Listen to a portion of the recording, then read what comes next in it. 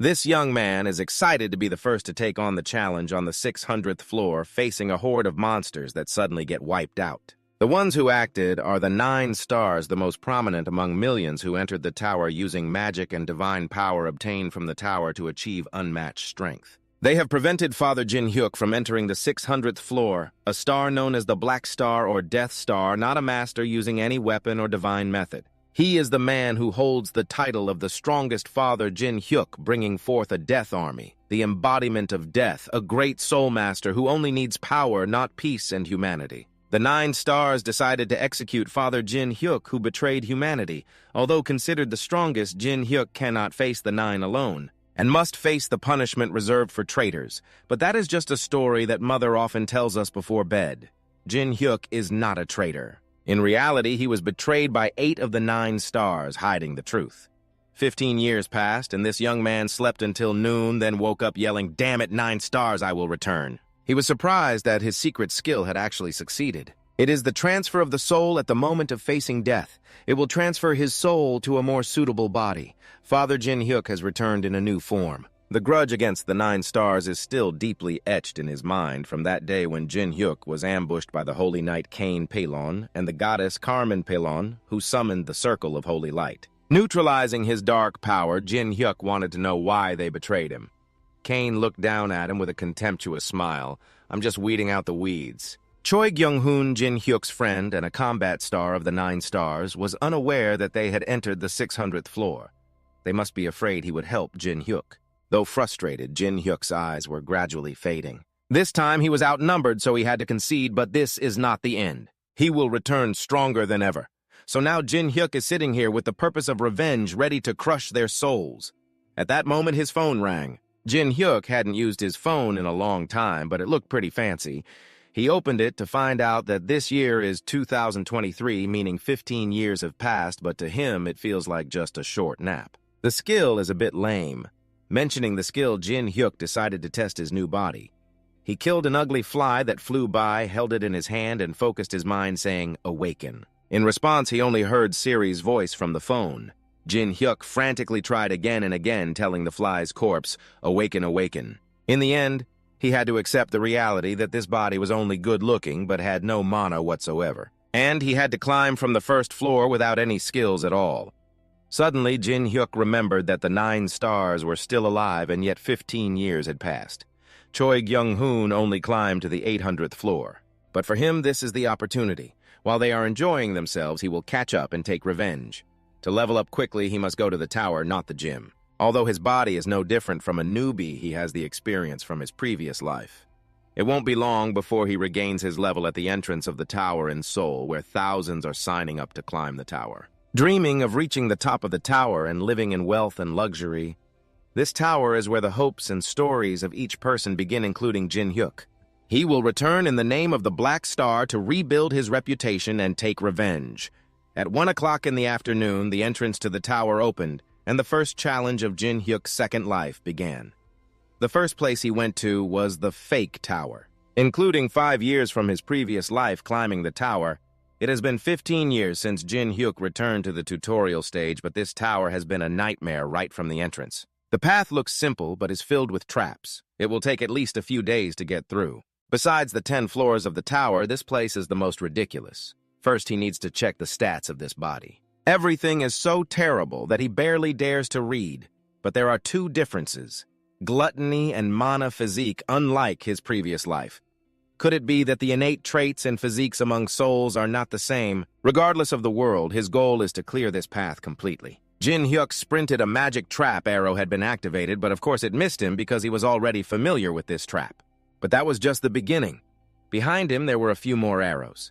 Jin Hyuk accelerated to dodge, but he lost sight of what was ahead, and so he got a few arrows stuck in him. Jin Hyuk told himself to hang in there, it would be over soon. But with about 10 more arrows flying towards him like shooting stars, only a ghost could dodge them. Jin Hyuk ran on, despite the pain finally returning to the starting point. All his wounds were healed first. He wanted to see how far he could go, but it was undeniably painful. Now he couldn't just run with his eyes shut. He had to play dirty. No, he had to use his abilities. Consumption helped Jin Hyuk absorb lifeless things and turn them into his own, like his blood splattering on the ground, increasing all his stats by 1 to 2. Although it was a bit weak, his experience and endurance also increased. He didn't care about setting up equipment stats, but could still endure the abnormal state. It basically took about a week for Jin Hyuk to complete the tutorial level, but he would still take every arrow and keep going to enhance his stats thanks to consumption. He continued until he'd reached the maximum experience and endurance level, and it took him a whole month to finish the tutorial level because Jin Hyuk also had to go out to eat. Some gods and demons expressed interest in his dog blood method, but Jin Hyuk had no goodwill towards those cruel, twisted beings playing this tower climbing game. The gods and demons watched the players to see if anyone similar to them appeared, and none of them revealed their titles or true names, even when he cursed them all day long. He knew all about their recruitment tactics. But whether in this life or the last, Jin Hyuk would never play with them. A message from the 10,000 demons sent to him recently. "How are you?" Hearing that familiar name, Jin Hyuk cursed the demon. Normally cruel, but this one was a clingy pest from his past life who followed him like a leech to recruit him as a disciple. Fortunately, thanks to him transferring souls, Jin Hyuk was able to return. Overall, he wasn't useless, but thanks to that demon talking to him, other beings began to pay attention to Jin Hyuk. He was then lectured by him while other gods found it interesting. Jin Hyuk knew they wanted to see who he would follow. But in life, you shouldn't let anyone know your next move, so he quietly stayed by his side. Of course, no matter who he followed, Jin Hyuk wouldn't go back to that clingy demon. Now was the time to see the results he had harvested. All his stats had significantly increased. Although gathering mana was still a bit difficult for him, he was someone with a mana physique, so Jin Hyuk could steadily enhance them. Suddenly, another ability was unlocked. Although he already had consumption, it turned out the owner of this body had that ability all along. It was called Jack of All Trades. The name sounded lame, which disappointed Jin Hyuk, but this ability helped him excel at everything in real combat with additional adjustments. To match his proficiency, although the name sounded rural, this was truly amazing, a title he had never been able to obtain. Even though it took a long time to prepare, he was the best at everything, a master of all trades. Suddenly, that demon jumped out to chat, wanting to see his status window. But of course, there was nothing. Now he would go to the next level, and whether that demon wanted to follow him or not was irrelevant. Based on experience, knowledge, and experience, the next room was surely the selection and training room, and it was just as expected. This was where Jin Hyuk could choose suitable weapons and professions, then destroy the floor. This is where Jin Hyuk can choose the right weapon and profession, then destroy the floor. And he will be transported to the first floor in his previous life. Jin Hyuk did not hesitate to choose to be a wizard because he had mana affinity. This time he wanted to see how impressive this multi-talented trait was. So he set up a training target. Jin Hyuk with his bow and arrow was filled with killing intent, shooting one shot that created 3 arrows, all hitting the mark. Jin Hyuk increased the difficulty. He created a target that could attack him regardless of the system warning that this was risky play. 5 targets were created and attacked Jin Hyuk, who skillfully shot them down. The remaining 2 were easily dispatched with his sword. This was not enough for Jin Hyuk. He wanted to try all weapons and demanded stronger targets summoning giants. Before he could impress the readers, he shot through the head of one, then turned to the 2 behind. Suddenly, a group of ranged attackers appeared. Jin Hyuk quickly hid behind the head of the giant. He then went to find a weapon. The system warned that these were the strongest now, but for Jin Hyuk, what could be better? He would use his specialty, which was this gigantic magic wand. "I'm faster than you guys." Jin Hyuk used magic arrows to wipe out the entire group.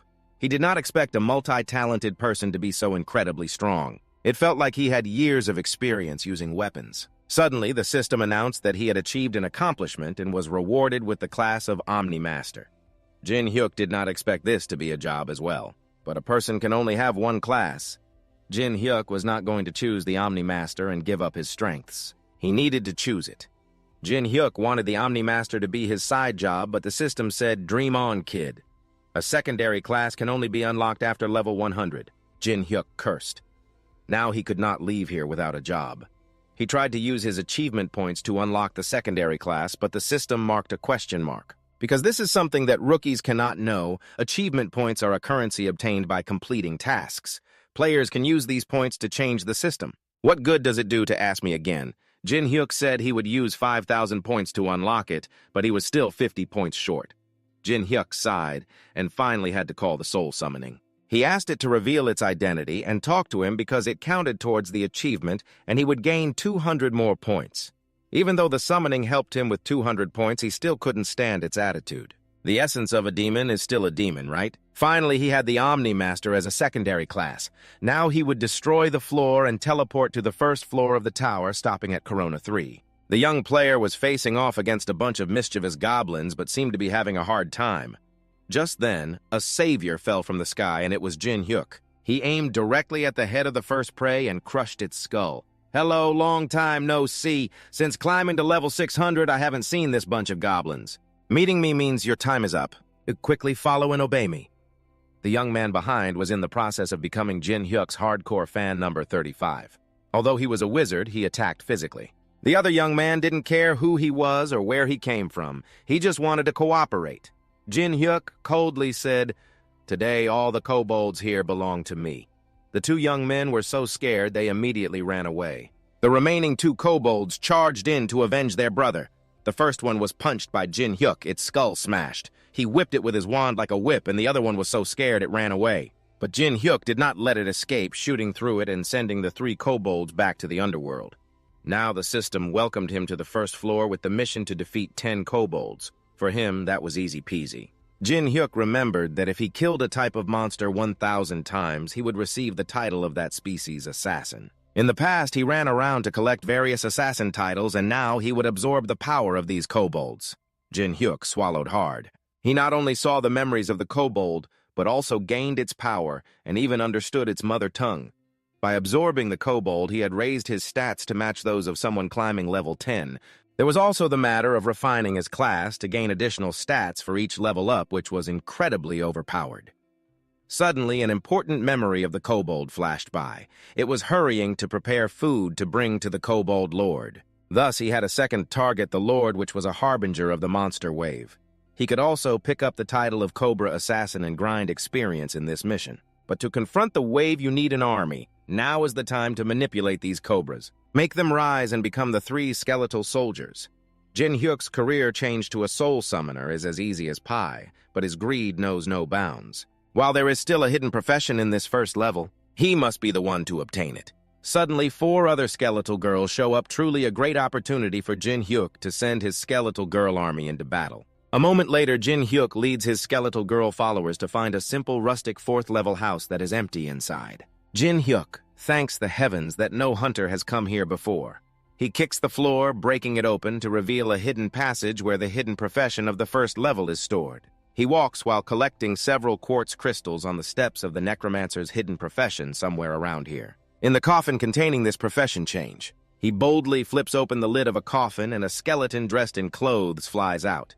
He is Vun Kan speaking despite having no vocal cords. "Are you my descendant?" Vun Kan says nothing but only smirks, thinking Jin Hyuk would be astonished, so he tried to appear as ghostly as possible after reading Vun Kan's diary. Jin Hyuk has passed the threshold of astonishment, but of course in this life he hasn't read it.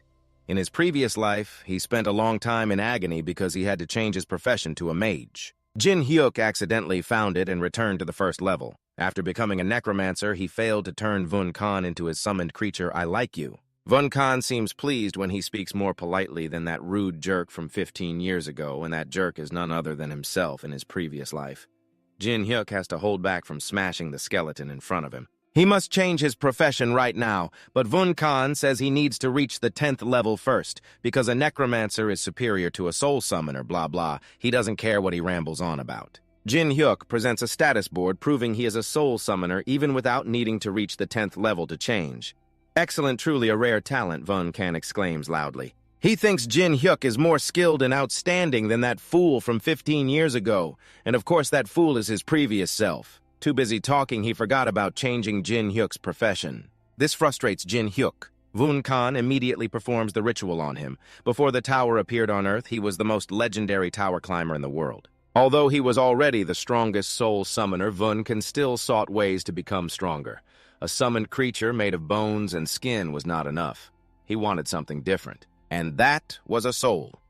Vun Kan was determined to summon the soul of the dead to create a summoned creature with a unique ability in that era.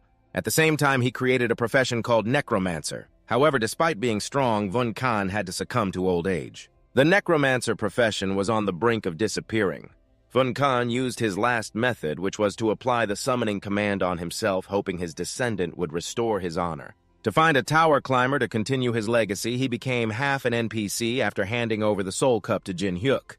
Vun Kan congratulates him on having a job. Use this Soul Cup to capture and summon souls. Of course, Jin Hyuk already knows that. And his first target is Vun Kan, who failed in his previous life. So in this life, he will not fail again.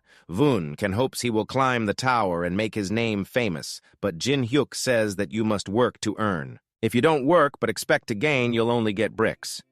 You didn't keep the promise written in the diary, Vun Kan angrily shouted. It's not good to push work onto others. So Jin Hyuk will help him become more amiable, starting with collecting his soul. Vun Kan's soul is escaping, but it's not easy to trap him. Vun Kan flies out. He gives Jin Hyuk the finger, "Ha, shame on you." Just as he finished speaking, his skull hit a wall. Vun Kan fell into a magic circle. Jin Hyuk had calculated everything. The magic wall is a low-level spell. He created a personal prison for him.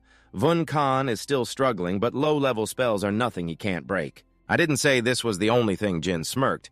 He had solved many stone goblins and cast spells to activate them, but they could be easily destroyed. But that was just before he got locked up. Now Vun Kan feels desperate. He had been dead for hundreds of years and still encountered a filthy trickster like him. Jin Hyuk spoke the truth, telling him that in his previous life he was the second necromancer, and now he was the third. Vun Kan screamed wildly. Who would have thought he would come back to take him again? Jin Hyuk used the Soul Cup to suck him in. Now only heaven could save him. Vun Kan was just a skeleton now. With him as a disciple, he could have whatever he wanted. The 9 stars were just waiting for him to come home and grab each one by the head. Jin Hyuk returned with his skeletal minions and other gods who were curious about his profession, but Jin Hyuk would not reveal it. Sooner or later, they would see his performance. The skeletal minions looked at him with longing eyes, but Jin Hyuk no longer needed them. He decided to return their bones to Mother Earth while their souls continued to serve him. They were all cool, but suddenly mute. Then a resentful voice rang out, cursing his entire family. It was none other than Vun Kan, the fire god. Jin Hyuk had to shout at his form. He must have wasted a lot of girls when he was young. Vun Kan continued to go crazy, wanting to fight him, but suddenly his throat was choked. Now he was living off Jin Hyuk's mana, so if he stopped supplying mana, Vun Kan would vanish immediately. With his arrogant and rebellious personality, Vun Kan refused to be Jin Hyuk's dog. He leaned close and whispered, "Do you have any other choices?" He was the one who turned his acquaintances into soul orbs and absorbed them, so he had no right to condemn him. Besides, he still had that gluttonous skill. If he didn't behave, Vun Kan would be deliciously devoured by him. Now what do you want? Jin Hyuk pointed to the kobold lair, taking it as a stronghold. At night, Jin Hyuk would go out for a stroll. Encountering 2 kobolds on guard, he unleashed 2 kobold souls and dealt with them in an instant. He was holding 30 kobold souls, so these guys stood no chance against him. Besides, in this life, he wouldn't sit still. The Lord of the Kobolds, who was indulging in his room, discovered an intruder and ordered his soldiers to prepare offerings quickly. Jin Hyuk was rampaging in the hallway. He had gotten close to the Lord of the Kobolds' room, sensing its aura, which encouraged him with a staff. The light made Jin Hyuk annoyed. He didn't need an old man with hairy legs cheering him on because he would win anyway. At the same time, the Lord of the Kobolds was performing some ritual, but it screamed that it wasn't enough. Until they were satisfied, it still wasn't enough glory for the next sacrificial demon lord to be brought up. She was a demon lord that the Lord found delightful, because the demon lord was a tastier offering than a human. Just then, Jin Hyuk appeared. He didn't care what they were sacrificing or summoning because they would all become his soldiers anyway. The good thing being ruined made the Lord of the Cobra furious, and on top of that, Jin Hyuk insulted him as the scum of the earth. "I am the renowned king of the goblins. Show some respect, you human," he shouted angrily. "Scare me." Jin Hyuk sneered at Dr. B, who didn't understand what was happening, but this was her chance to escape. Callum asked for power from the demon lord to attack. 2 claws flew towards Dr. B, and just at that tense moment, she tripped and fell to the ground, giving Jin Hyuk the opportunity to fly out and punch, breaking the 2 claws into many pieces. It was as simple as in a textbook. Jin Hyuk originally intended to let her go. But up close, he realized she was Dr. B, one of the powerful beings living on the 100th floor, so there was no reason for them to come down here. She hadn't even matured yet. He decided to save her to ask for more information about what had happened on the 100th floor.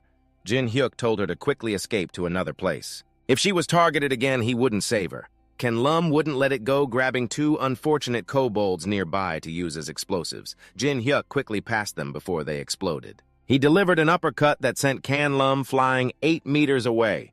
This old body couldn't take it anymore. Now was just the beginning for Jin Hyuk, but it seemed Kan Lum still had a final move. He screamed, "Demon Lord, take me!" It turned out he had sacrificed himself. A pile of fresh blood burst forth, gripping Jin Hyuk and forming a blood golem. Unexpectedly, that clumsy guy was able to summon such a high-level monster. The blood golem slammed Jin Hyuk's head down to the ground, causing the clumsy guy to delightfully laugh. "Ha ha, are you scared now?" He confidently boasted about his strongest soul summoning technique, while Jin Hyuk was annoyed that a toad would dare compare itself to a swan, wanting to show him what true soul summoning was. The soul army was summoned and entered the blood golem, causing it to explode from within as the clumsy guy blinked at Jin Hyuk, who was walking away. Proudly standing under the rain of blood, his terrifying arrogance was what he cared about. How could the clumsy guy create a blood golem? This must be something the Demon Lord was involved in. Jin Hyuk had noticed the Demon Lord's interest in his Soul Master powers since he was curious about them. Summoning the blood golem while seeing him fight the clumsy guy was just a toy for Jin Hyuk. He was unwilling to accept defeat, believing that the Demon Lord would definitely take revenge for him. He also hoped that the guy would come to him so they could chat, but for now he had to deal with the clumsy lord who was being crushed by his own clan's soul. This was the punishment for those who dared to challenge him first, the clumsy guy, then the Demon Lord. Jin Hyuk crushed the clumsy guy's body into pieces. He looked more like a villain than the villain himself. The next step was, of course, to absorb the clumsy guy's soul to make him a servant. Seeing his soul about to escape, Jin Hyuk quickly grabbed him, saying he had work for him to do. Jin Hyuk turned him into a soul orb, allowing him to collect souls and create potions. To use the potion, one had to open their mouth, and Jin Hyuk was looking forward to it. But this meal was not as delicious as he thought. The increase in stats meant nothing. At that moment, the Dokkaebi girl crawled out to thank him, introducing herself as Haruo. Jin Hyuk had let her escape, but it seemed Haruo was not afraid of him, threatening that he would kill or sell her. "If that happens, I will deal with you!" Harry suddenly burst out with killing intent. Jin Hyuk laughed, saying that indeed, when it came to repaying favors or seeking revenge, they would definitely do it. Jin Hyuk was curious why someone on the 100th floor like Haru would come down to the bottom. Haru hesitated, and then said that there had been an attack on the Dokkaebi village on the 100th floor, surprising Jin Hyuk. Because Dokkaebi are extremely powerful creatures in this tower. Even tower climbers find it difficult to deal with them. He speculated that it could be due to one of the 4 great powers of the giant race. The essence of magic from the Dragon Clan, the demon energy masters from the Demon Clan, and the purging wings of the Divine Clan. They are the 4 great powers controlling everything in the tower. Surely one of them underestimated Dr. B like this. Or it could be an individual they assisted, or perhaps those reckless 9 stars who dare to do anything. Mentioning those bastards filled him with hatred. Jin Hyuk decided to leave. He couldn't stay in the place that smelled of blood like this. Haru volunteered to go with Jin Hyuk.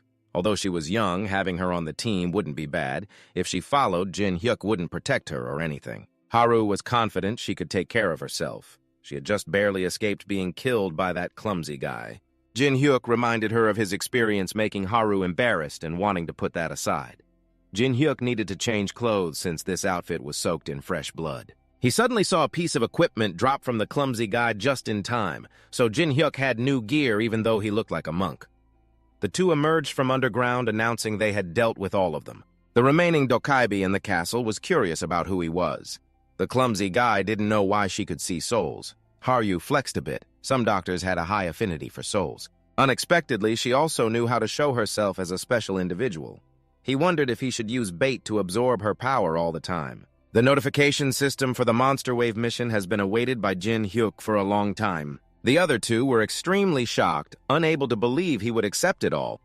But how could he pass up such a delicious bait? If he didn't do it, there would be no way to defeat the Lord here. Although most of the gods and demons thought he was reckless, the demon promised to grant him a gift, if he succeeds. Furthermore, the connection must be solid. There is not enough faith that he will conquer this monster wave. Jin Hyuk knew that he wanted him to go down the hole so he could be free, but he felt reassured, because even if he went down, he would still have to be his servant. After accepting the mission, all safe zones on the first floor were disabled.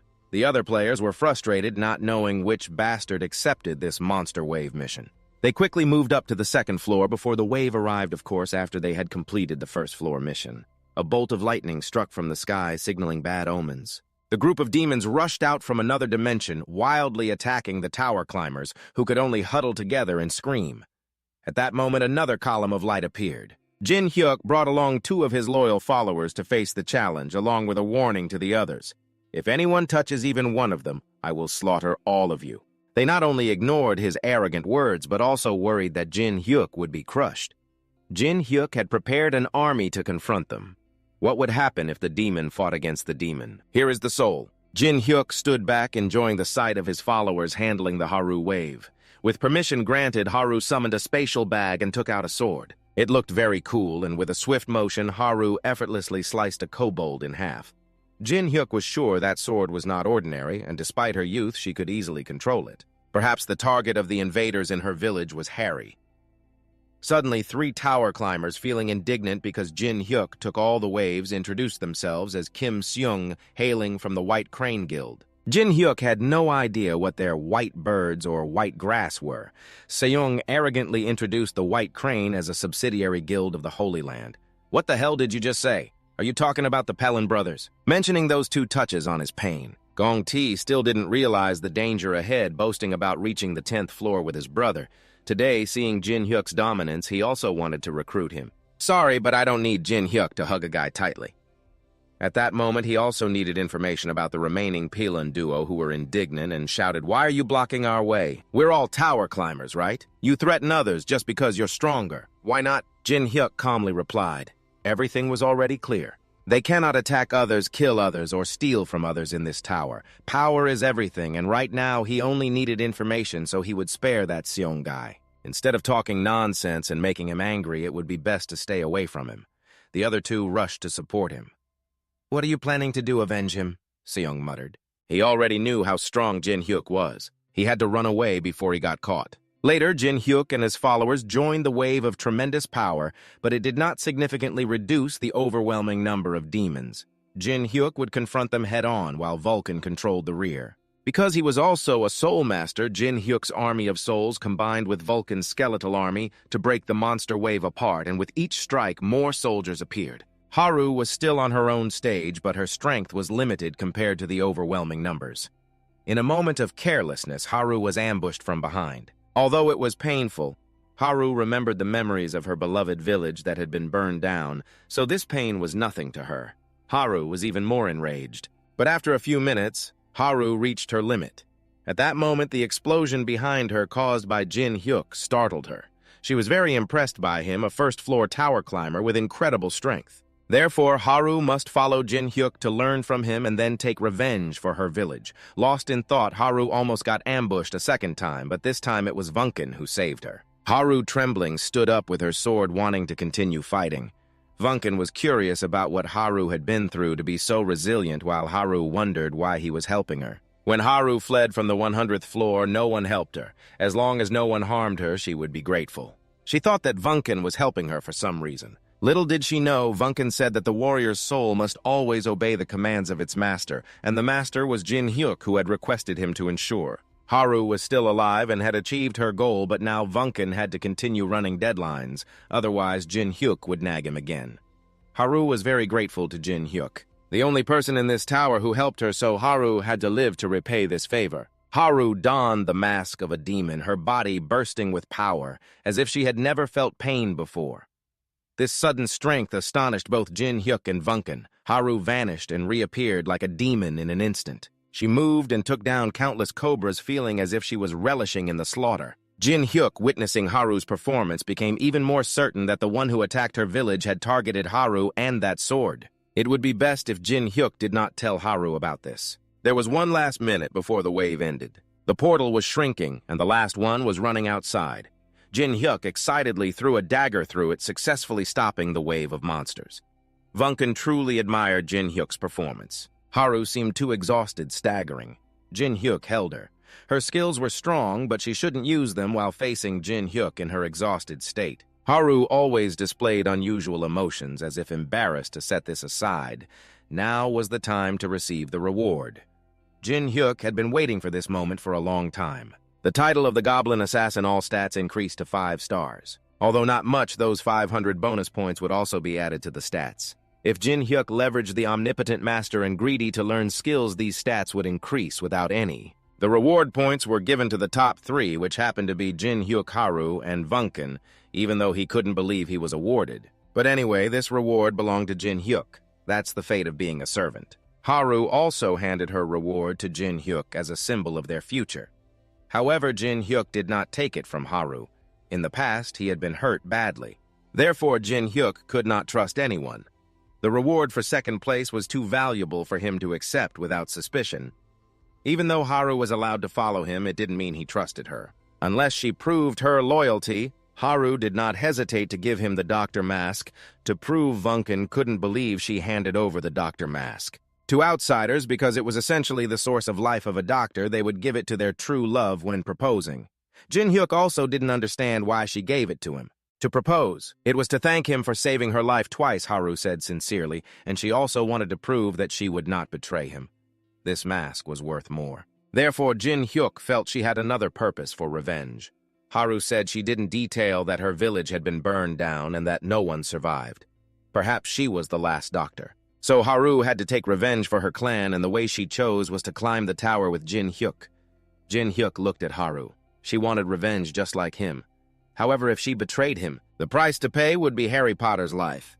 He took the reward, and the mask was worthless to him, so it was only decorative. Harry Potter was so excited that he called him Appa, causing Jin Hyuk to get goosebumps. Putting aside the title, it was time to unbox 3 gifts. First was a mana ring that reduced mana consumption by 10%. Next was mana earrings that reduced it by 15%, and finally a mana necklace that reduced it by 20%. It was clear that these were indeed good items. While Haru had no knowledge of them, they were perfect for a soul master like Jin Hyuk, who needed a large amount of mana to maintain his army. Waiting for the Demon Lord to speak, Jin Hyuk had to remind him of that promise. He reminded him of that promise. But he told Jin Hyuk to go play somewhere else, so Jin Hyuk decided to go elsewhere. The group entered a deserted town restaurant as they evacuated to the 2nd floor to avoid the wave. After the second reminder, the Demon Lord finally chose a gift for him, which was a skull ring that looked very dangerous.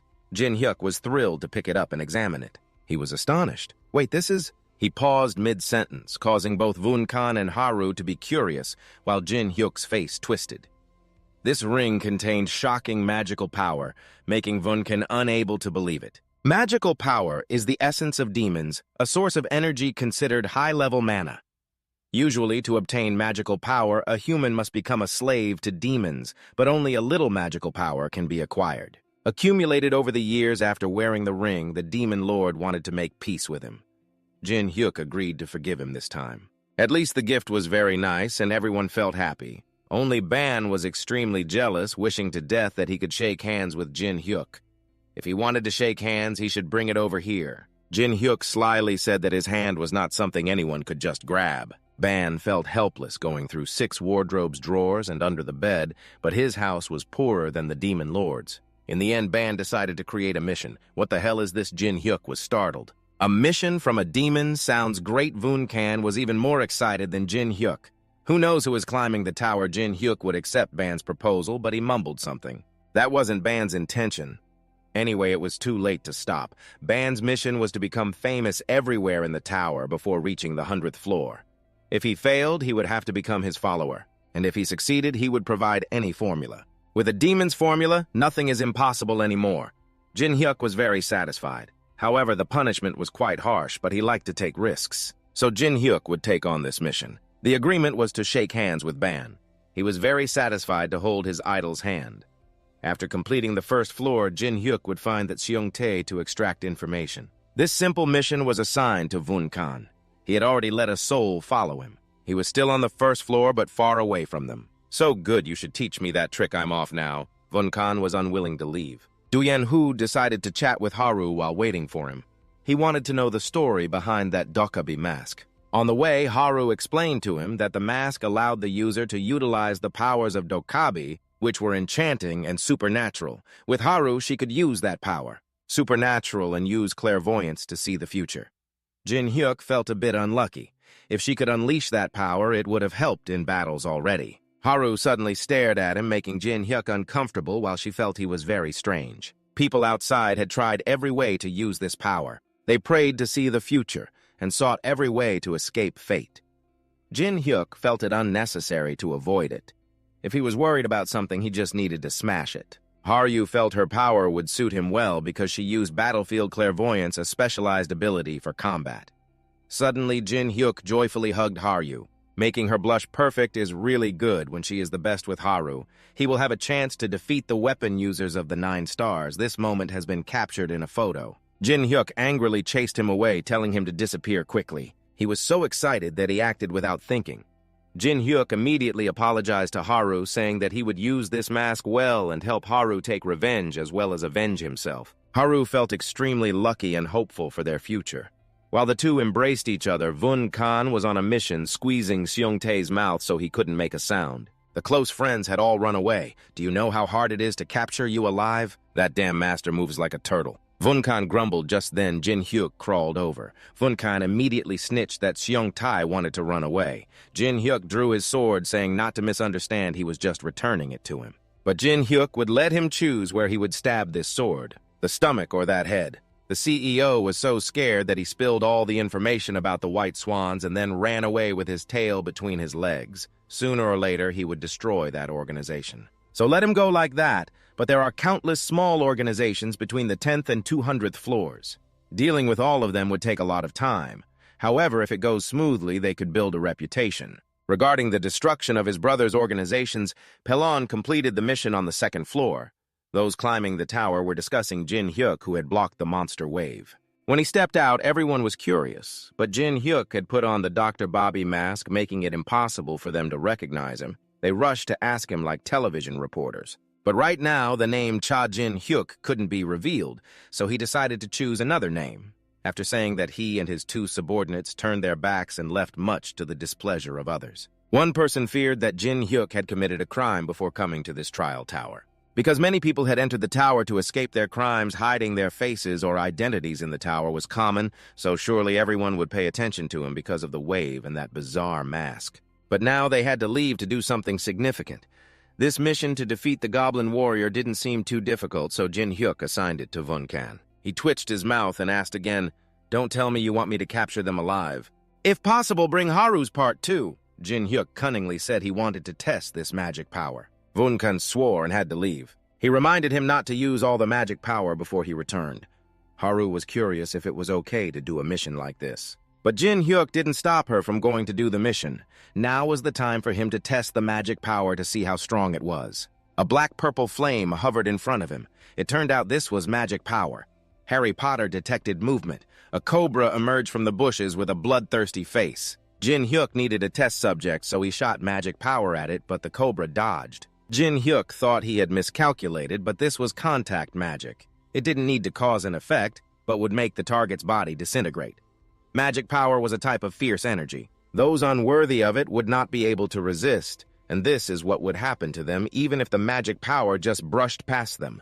The next important part was when Jin Hyuk infused magic power into a soul soldier. A stronger soul soldier would form. Jin Hyuk was like a chemist conducting an experiment, but the soul was already disintegrating. It seemed it couldn't withstand the magic power, so he would have to reduce the magic power density. After sweating, he completed a soul soldier containing magic power that looked incredibly cool. Besides demons, not many people could use pure magic power, so no one knew how easy it was to use. Just at that moment, Vun Kan returned, showing interest in the fusion of magic and soul, suggesting that he name them soul soldiers to sound impressive. Vun Kan approached to observe the soul soldier kobold closely. "Aha, it's always perfect when you are my student. From now on, every time you capture a soul, Jin Hyuk will have to channel magic into it. It will be very difficult to do this on the battlefield." But suddenly Jin Hyuk remembered that he should make full use of everything he has. "Speaking of summoning, you are much more skilled than I am." Jin Hyuk praised him, making him feel pleased. While enjoying the compliment, a surge of magic rushed in, catching him off guard. If he channels magic into the soul of Vun, can then the soul soldiers he summons will also automatically turn into ghost soldiers because his soul is stronger than that of the goblins, so he will have to use up all this magic. Haru was worried for Vun Kan, but Jin Hyuk was 100% sure he couldn't be defeated. Vun Kan swore he would overcome this pain and crush Jin Hyuk, that unruly student, after a chaotic exchange of insults. Just then, Vun Kan's ghost soldiers were born. Jin Hyuk was very proud of the strongest ghost soldiers he had created. "You are mistaken, Father Jin Hyuk," Vun Khan shouted because he had summoned something even stronger than himself. "This is the biggest mistake of a summoner. Are you angry now?" Jin Hyuk teased him and put on the Dr. B mask. He needed a worthy opponent when he put this mask on. Vun Khan had been waiting for this day for a long time. He would destroy Jin Hyuk and gain his freedom. He summoned a bunch of ghost soldiers to fight him while Jin Hyuk used the power of the mask before him. These ghost souls were slow as snails. It turned out this was how Haru saw everything in the blink of an eye. Jin Hyuk eliminated the ghost soldiers and rushed towards Vun Khan, who was still grinning. Although he was a bit weak now, people used to call him the Death Star. Vun Khan tasted Jin Hyuk's punch. He told him to stay calm and listen to him. Haru was worried since Vun Khan was older and was punched by Jin Hyuk. He was ruthless because a soul would not be destroyed just by physical damage. Vun Khan rubbed his face. That rule only applies to ordinary people. As for him being punched still hurt, Haru asked Jin Hyuk about the power of the mask. He felt everything was much slower, as if he had become the greatest martial artist. But Haru thought that phenomenon was just a minor effect of the mask. A minor effect? Jin Hyuk was surprised. He was that strong, but it was only part of the effect. What is the mask actually for? Haru explained that it was for battlefield foresight, so the user can almost predict the future actions of the enemy. However, Jin Hyuk didn't know how to do it like someone born with skills like Haru. Jin Hyuk laughed. He had forgotten that Haru was considered a genius even in doctor. Even asking her to teach him would be difficult. Haru was curious if he felt dizzy. Because an untrained doctor using skills would mostly feel dizzy or have a headache, even Haru was the same. She was worried, thinking he couldn't activate the mask's skills. Haru's words felt like pouring salt into his wounds. Jin Hyuk was too excited to become an unimaginable strong person on the second floor, but it seemed everything was going off track. Still, he was very grateful to Haru for giving him this powerful mask. While the two were happily chatting, a gloomy ghost was sitting silently. Vun Khan didn't know what karma he had created to fall into Jin Hyuk's hands, even though he was the strongest ghost. At that moment, Haru approached to check on Vun Khan. He hugged her tightly, thanking her very much, unlike that bastard. Her presence here would make him feel better, but Haru only came to announce one thing: they needed her to reverse it. In contrast to Haru, Jin Hyuk threatened Vun Khan that if he couldn't do it, he would turn him into a soul ball. Swallowing his anger, Vun Khan could only curse silently in his heart and obey his orders. In the end, the mission was completed smoothly from the second floor to the fifth. Rumors about a person suddenly appearing as a ghost with a demon mask are spreading everywhere. Although he can control everything, she still goes on. But from the fifth floor, there will be goblins who know how to use extremely potent poison needles, and they are very cunning, enjoying ambushing others like this. While Jin Hyuk was dealing with his sadness, a poison needle flew towards Haru, who coldly dealt with it in a heartbeat, her terrifying face asking, "Do you dare to disturb Oppa?" The goblin wanted to run, but it was too late. Vunkin had already ordered the ghostly soldier to handle it, and Vunkin jumped down praising Haru, but she muttered that it had attacked Appa. I should have split it in half. Vunkin startled, sensing something was off with her chilling smile. Vunkin immediately asked about Harry's situation, and she suddenly came to her senses as if nothing had happened. She didn't even realize she was holding a sword and laughing like a madwoman. At this moment, Jin Hyuk had everything prepared for tonight. They would quickly face the second wave of monsters. The night before going to the fifth floor, Jin Hyuk had a cozy evening by the fire with two people discussing the monster wave on the fifth floor. Vunkin saw the chance for them to take down the Overlord was quite low, because they didn't know when it would appear, but this time, Jin Hyuk felt it was unnecessary to hunt the Overlord because he knew how to create a wave. Of course, Vunkin and Haru couldn't believe it, because if he could create it himself, the entire tower would have been submerged in the wave already. Jin Hyuk accidentally discovered a crack at the boundary between the third and fourth floors. Each floor has a central area for monsters to appear. If they could find that area and channel mana into it, monsters would appear like a wave. Vunkin didn't expect Jin Hyuk to have even more cunning tricks than him, but this was the first time he was doing such a thing. The monsters on the 300th floor and above were on a different level. Compared to the goblins, even if they were the four great beasts, they couldn't directly confront them once the wave rose. When they wanted to use it, they didn't know, but when they knew, they couldn't use it. However, Jin Hyuk had another way. They would create as many monster waves as possible to strengthen quickly. That night in the town, there was suddenly a tremor from a gate. Signaling an unexpected monster wave, the tower climbers couldn't prepare in time. The goblins poured out like a storm without notice, attacking the newbie village. So they had no choice but to run. Those who were hit by their poison needles couldn't move. They would be paralyzed for a long time. This blonde guy couldn't abandon his friends, but he also didn't have enough strength to fight against the goblins. His dream of climbing to the 10th floor was extinguished here. Just at that moment, a massive surge of mana descended, saving him. A cold voice told him to take the poisoned people to safety. He was the ghostly player, and everyone rejoiced at Jin Hyuk's appearance. Who would have thought the wave was created by him to save them, and then they would praise him to the skies? His mission would be easier to complete. Rise and fight! The powerful ghostly soldiers charged out, tearing apart the goblins. Vunken was clearly frustrated. He was the one who created them, yet Jin Hyuk took all the credit. It was truly the fate of a servant. Just then, an explosion rang out. Their ghostly soldiers were being burned in strange blue flames caused by the goblin priests. They attacked the ghostly soldiers easily. Causing Vunken to panic, Jin Hyuk shouted for him to be quiet. Everyone knew they had to deal with the priests first. So Hario was positioned on the rooftop and dove down like a god, appearing at just the right moment, making Vunken excited, not knowing who was climbing the tower. Dianhu also joined the battle. This time, he used absorption to take away the power of the goblin priests who possessed flames that could attack souls. It was a waste to give such power to the priests. So he would take it and use it well. Jin Hyuk unleashed soul fire, incinerating the goblins, not forgetting to praise Harry's cool performance. Harry smiled, but her smile was very strange. Startling Jin Hyuk, her sword glowed, creating a vortex with overwhelming power. Jin Hyuk knew that sword was not ordinary, but he also didn't know what the hell was happening. The scene before him astonished him.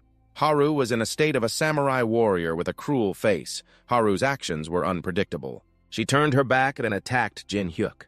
Her slash was so sharp that the surrounding houses were cut like tofu, and the goblins froze in shock at the scene of destruction. Under the overwhelming power of Harry, Jin Hyuk's staff broke in half. Luckily, he managed to sit down, otherwise he would have become half of Master Gojo. What the hell is that sword that can destroy an entire village in the blink of an eye? Haru seemed to lose control as she continuously attacked Jin Hyuk with a slash that could blow everything behind him apart. He took off his mask, but not only did Haru not recognize him, she attacked even faster. Jin Hyuk had to use his familiar staff to block her strikes, but it was no match for Haru's strength. He was thrown to the ground, and Vunkan rushed over to check on him, unsure if he was happy or sad.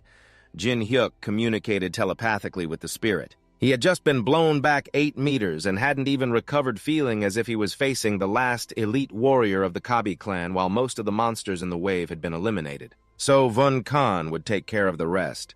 But for now, he had to show Harry what a festival was. Jin Hyuk put on the mask and attacked instinctively, climbing the 599 floors that were screaming. To him, that dangerous sword would slice him apart if he wasn't careful in this tower. There are no friendships or enemies that are eternal. Although Haru's fate was not good, he was not a compassionate person. Jin Hyuk decided he would eliminate Haru here, but Haru's innocent face made him pause for a moment.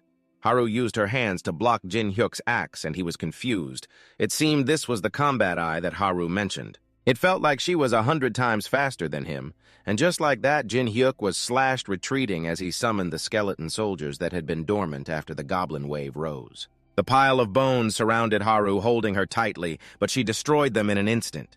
Her swordsmanship was so fast that Jin Hyuk couldn't even see the strength behind it. This overwhelming strength left Jin Hyuk with no way to win. Another explosion occurred and Jin Hyuk backed away. He suddenly noticed something strange. Haru's eyes were bleeding and her face was extremely uncomfortable. Was she exhausted? He suddenly remembered Haru mentioning recovering after Dr. B used his skill. If that was the case, she couldn't use the combat eye anymore and it was his chance. Jin Hyuk jumped down and lured Haru after him. The successful provocation made Haru jump down at the same time. Jin Hyuk summoned a goblin zombie and shot out a poison needle.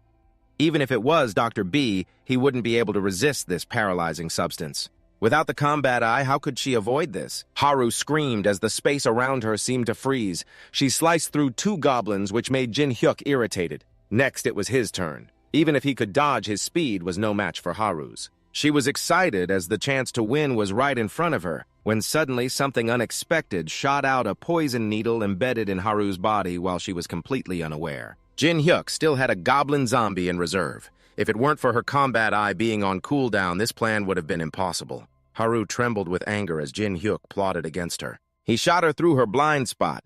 After the poison needles hit, Haru fainted, returning to her normal state. Jin Hyuk breathed a sigh of relief. Luckily, the dose of poison was just enough to knock her out. Since the poison had penetrated, he was also losing feeling in his hands. Jin Hyuk ordered the goblin to get him some poison. Jin Hyuk was indeed an omnivorous creature, even eating poison. Thanks to that, he had a resistance to paralysis poison. He had to admit that Harry possessed a very annoying power that made it difficult for him even in the rain. Haru stood with the spirit sword in a blood-red, undefined space. A stranger took the sword and spoke. This time, she was the master of this Dragon Slayer sword rite. He was surprised by Haru's age, not yet 18. He seemed to be a Kabi clan member, but half right, half wrong.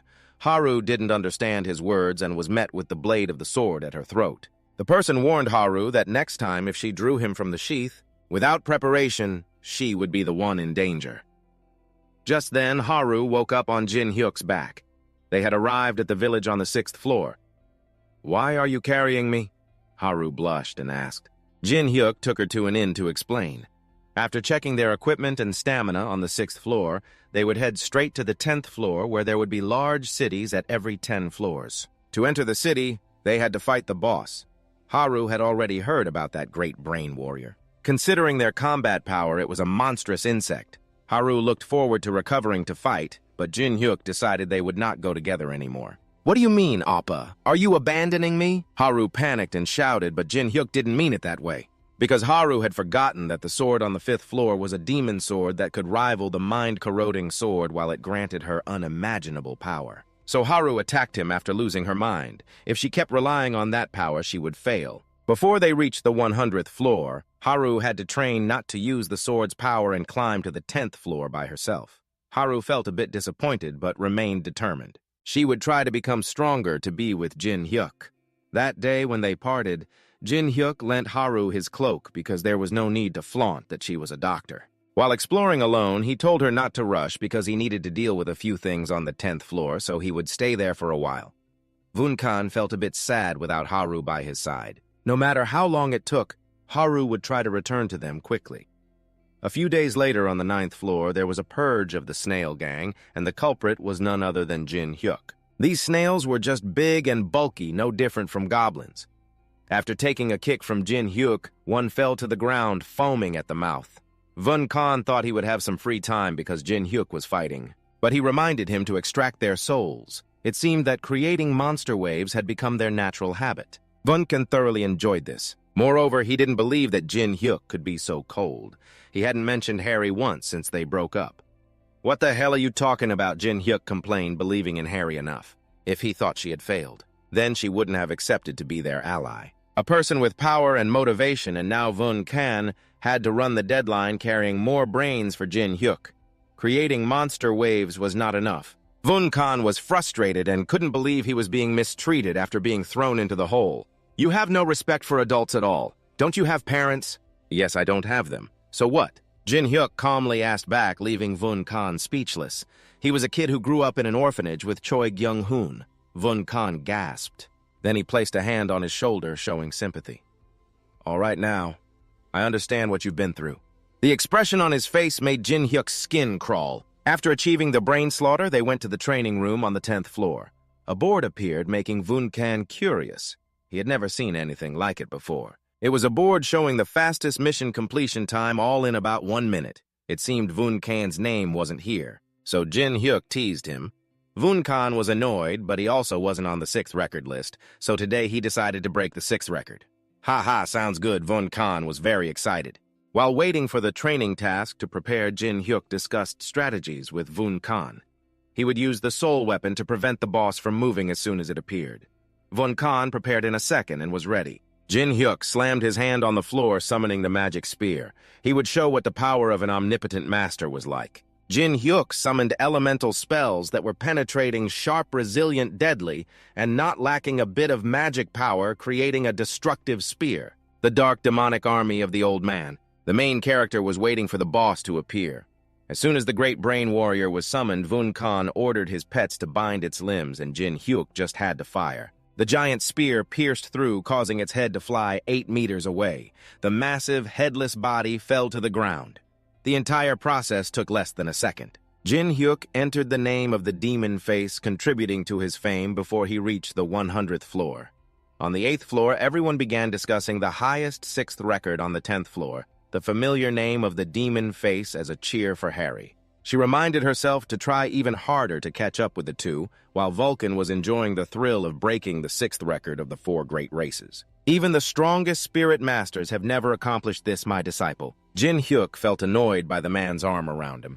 They still had things to do on this 10th floor. While waiting for Harry in an office, a man with blonde hair began to take notice of the name Phantom when looking at the announcement board for the 6th record of the 10th floor. The city on the 10th floor is the first major city that tower climbers set foot in, and is also where the teleportation gate to Earth is located, thus those who give up or stop climbing the tower. Obtaining commercial rights and building the largest city within the first 100 floors of the tower, they decided to sell all remaining items and buy a bit of medicine and other supplies. Although they had lifted the auction ban, the city's economy was still thriving with some people living an ordinary life here. Therefore, they could not buy all the necessary items from the auction houses along the street.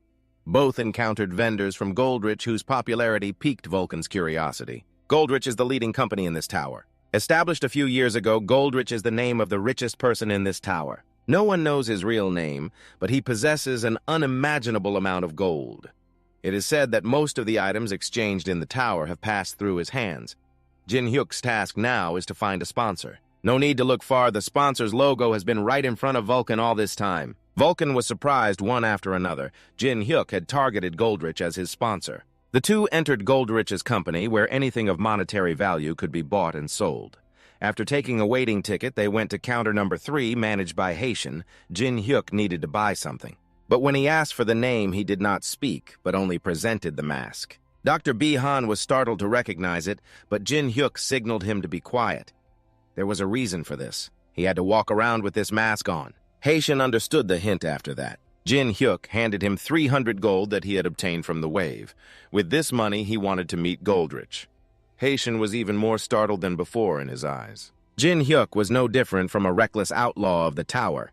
He immediately argued that everything could be bought and sold here. Haziel had to apologize as this deal could not be completed. One Goldrich was very busy. 2 Jin Hyuk's amount of money was too little insignificant compared to Goldrich's time value. Duyen Hu had already guessed that everything could not be finalized.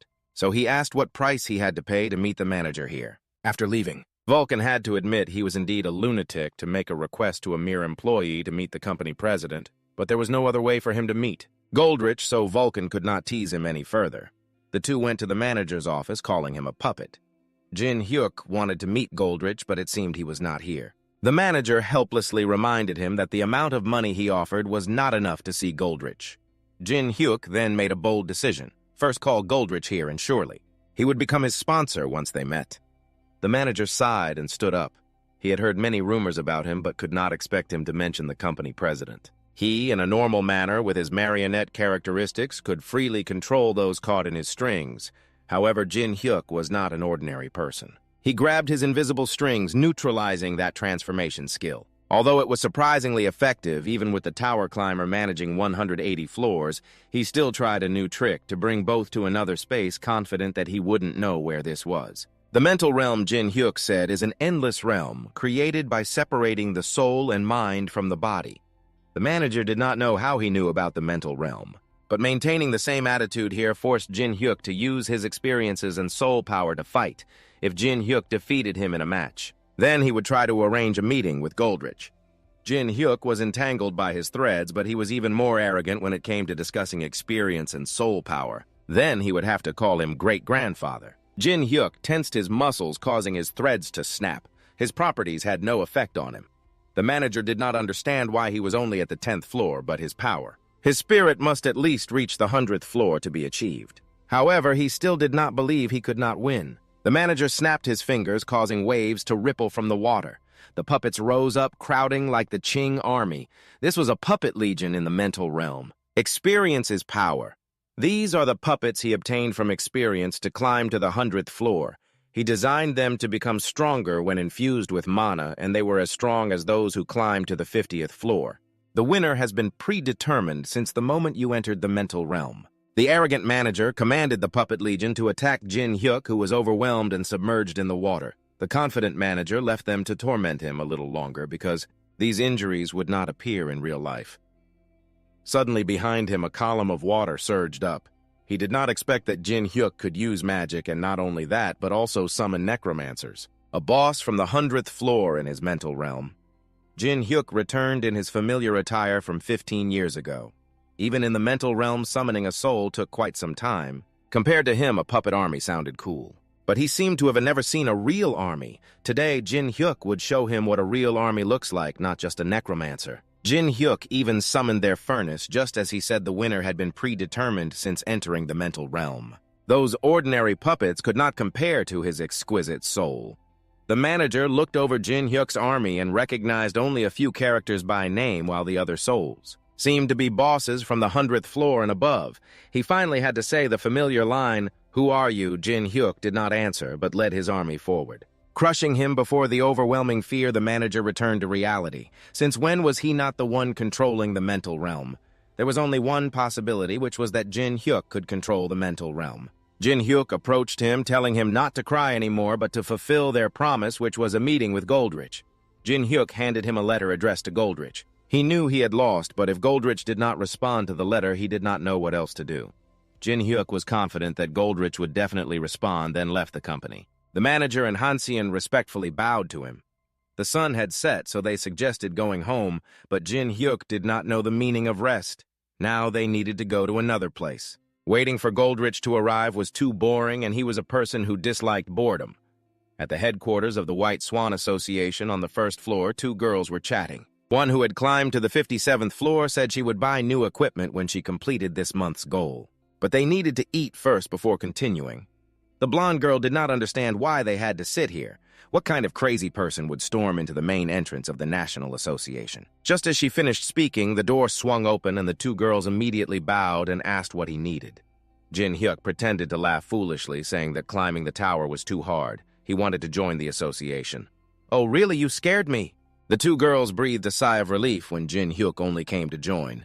Suddenly, the two remembered that if they could invite a rookie for the members of the association, the shoe world would gain a significant influence. So, both of them immediately wore genuine smiles, inviting Jin Hyuk in and asking if he had anyone to introduce him to yet. Jin Hyuk pretended to be clueless, saying he had no one to introduce him here because fate had brought him here.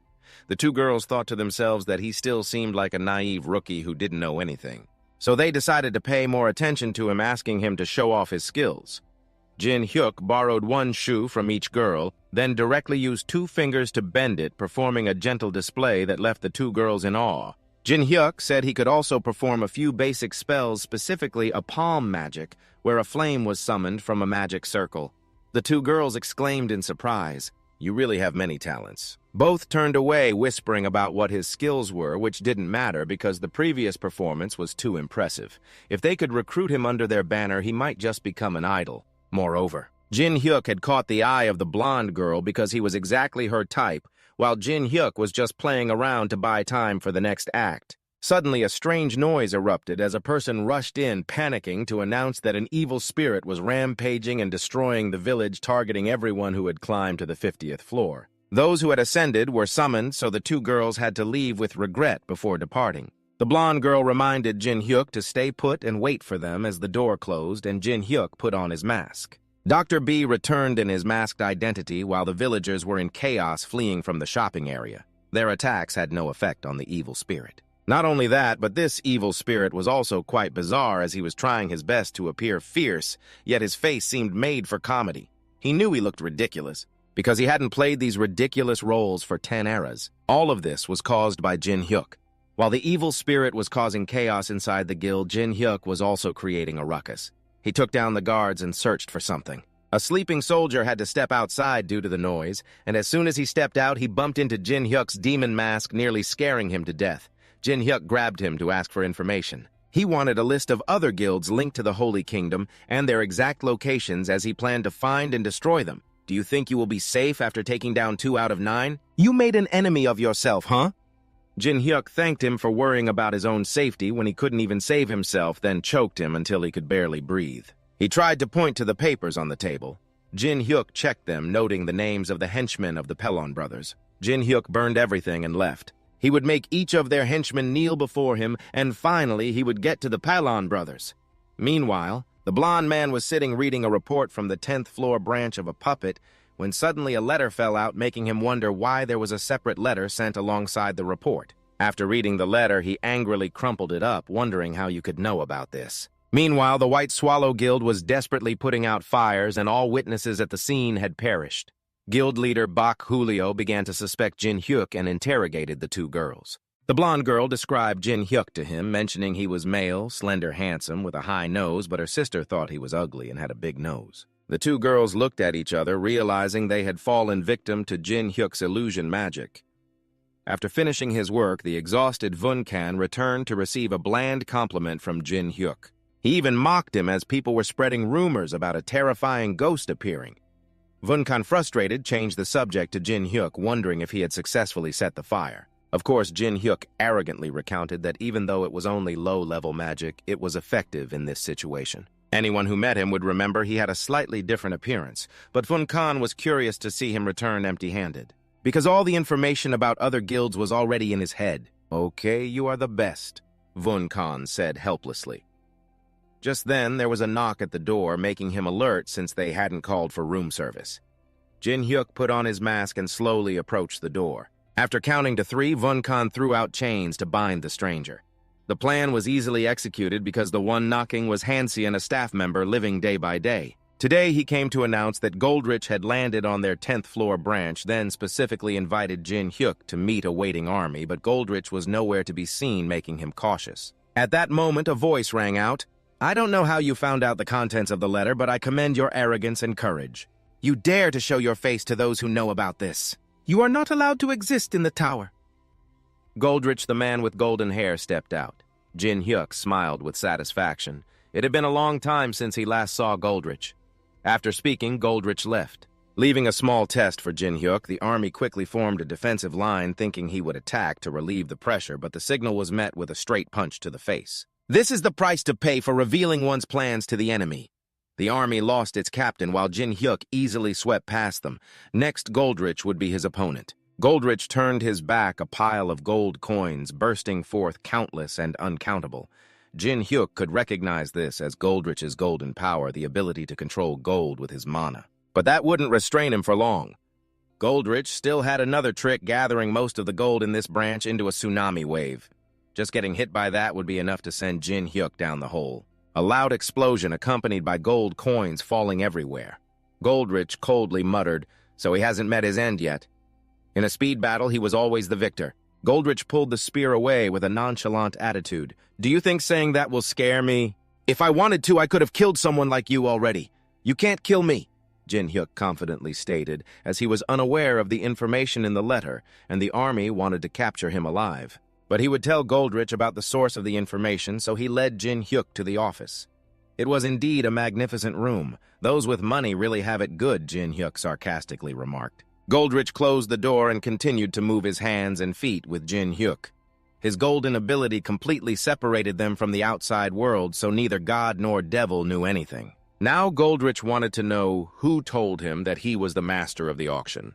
The auction was a massive system where individuals could freely exchange items. Within the tower's confines, however, this system did not come about naturally. It was created by Goldrich.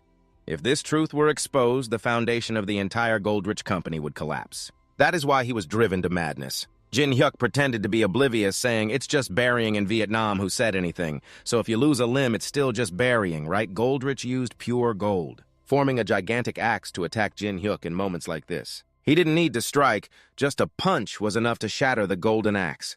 Goldrich was astonished to witness a soul soldier, as only a necromancer could summon souls. And that meant Jin Hyuk's identity had been confirmed. He took off his mask and said, "It's time to settle the debt, Predator William." He didn't expect him to still be alive after 15 had passed. Jin Hyuk sat down and recounted everything to Goldrich. Vunkan nearby also eavesdropped a bit, not expecting their relationship to be this deep. Yet Goldrich still couldn't believe he had resurrected. Of course, even he couldn't believe he was still alive. This time, Jin Hyuk's target was a bit of Goldrich's company resources. They could create a sponsorship contract between the two parties. You speak as if Goldrich is your company. Goldrich grumbled, but fundamentally it wasn't wrong. For someone without the talent to be a businessman who would sell him items from higher floors of the tower. He was indeed the member who contributed the most to building Goldrich's foundation, and was also the largest shareholder. This outrageous pride made Goldrich partially trust that Jin Hyuk was indeed real. However, even so, when the contract was signed, Jin Hyuk still needed to give him something. Jin Hyuk decided to sell all the information he had gathered and decoded to Goldrich. "I will set a price for it after listening," Goldrich said. "If the 9 stars eliminate Jin Hyuk, it means there will be a mastermind behind everything, as those guys all have their own egos. So it would be difficult for them to obey each other, proving that there was a force strong enough to control and command them, no one else but the 4 kings of the tower." Goldrich was astonished when Jin Hyuk mentioned the 4 kings. They wanted to protect their supremacy over other species, so if another race succeeded, Goldrich was astonished when Jin Hyuk mentioned the 4 royal families who wanted to protect their supremacy over other species, so if another race succeeded. As Leo ascends to higher floors, their power and influence will significantly diminish. This forces them to either climb to the top of the tower themselves or eliminate those who can climb higher. Those who accept to join will be appointed as the rulers of a floor.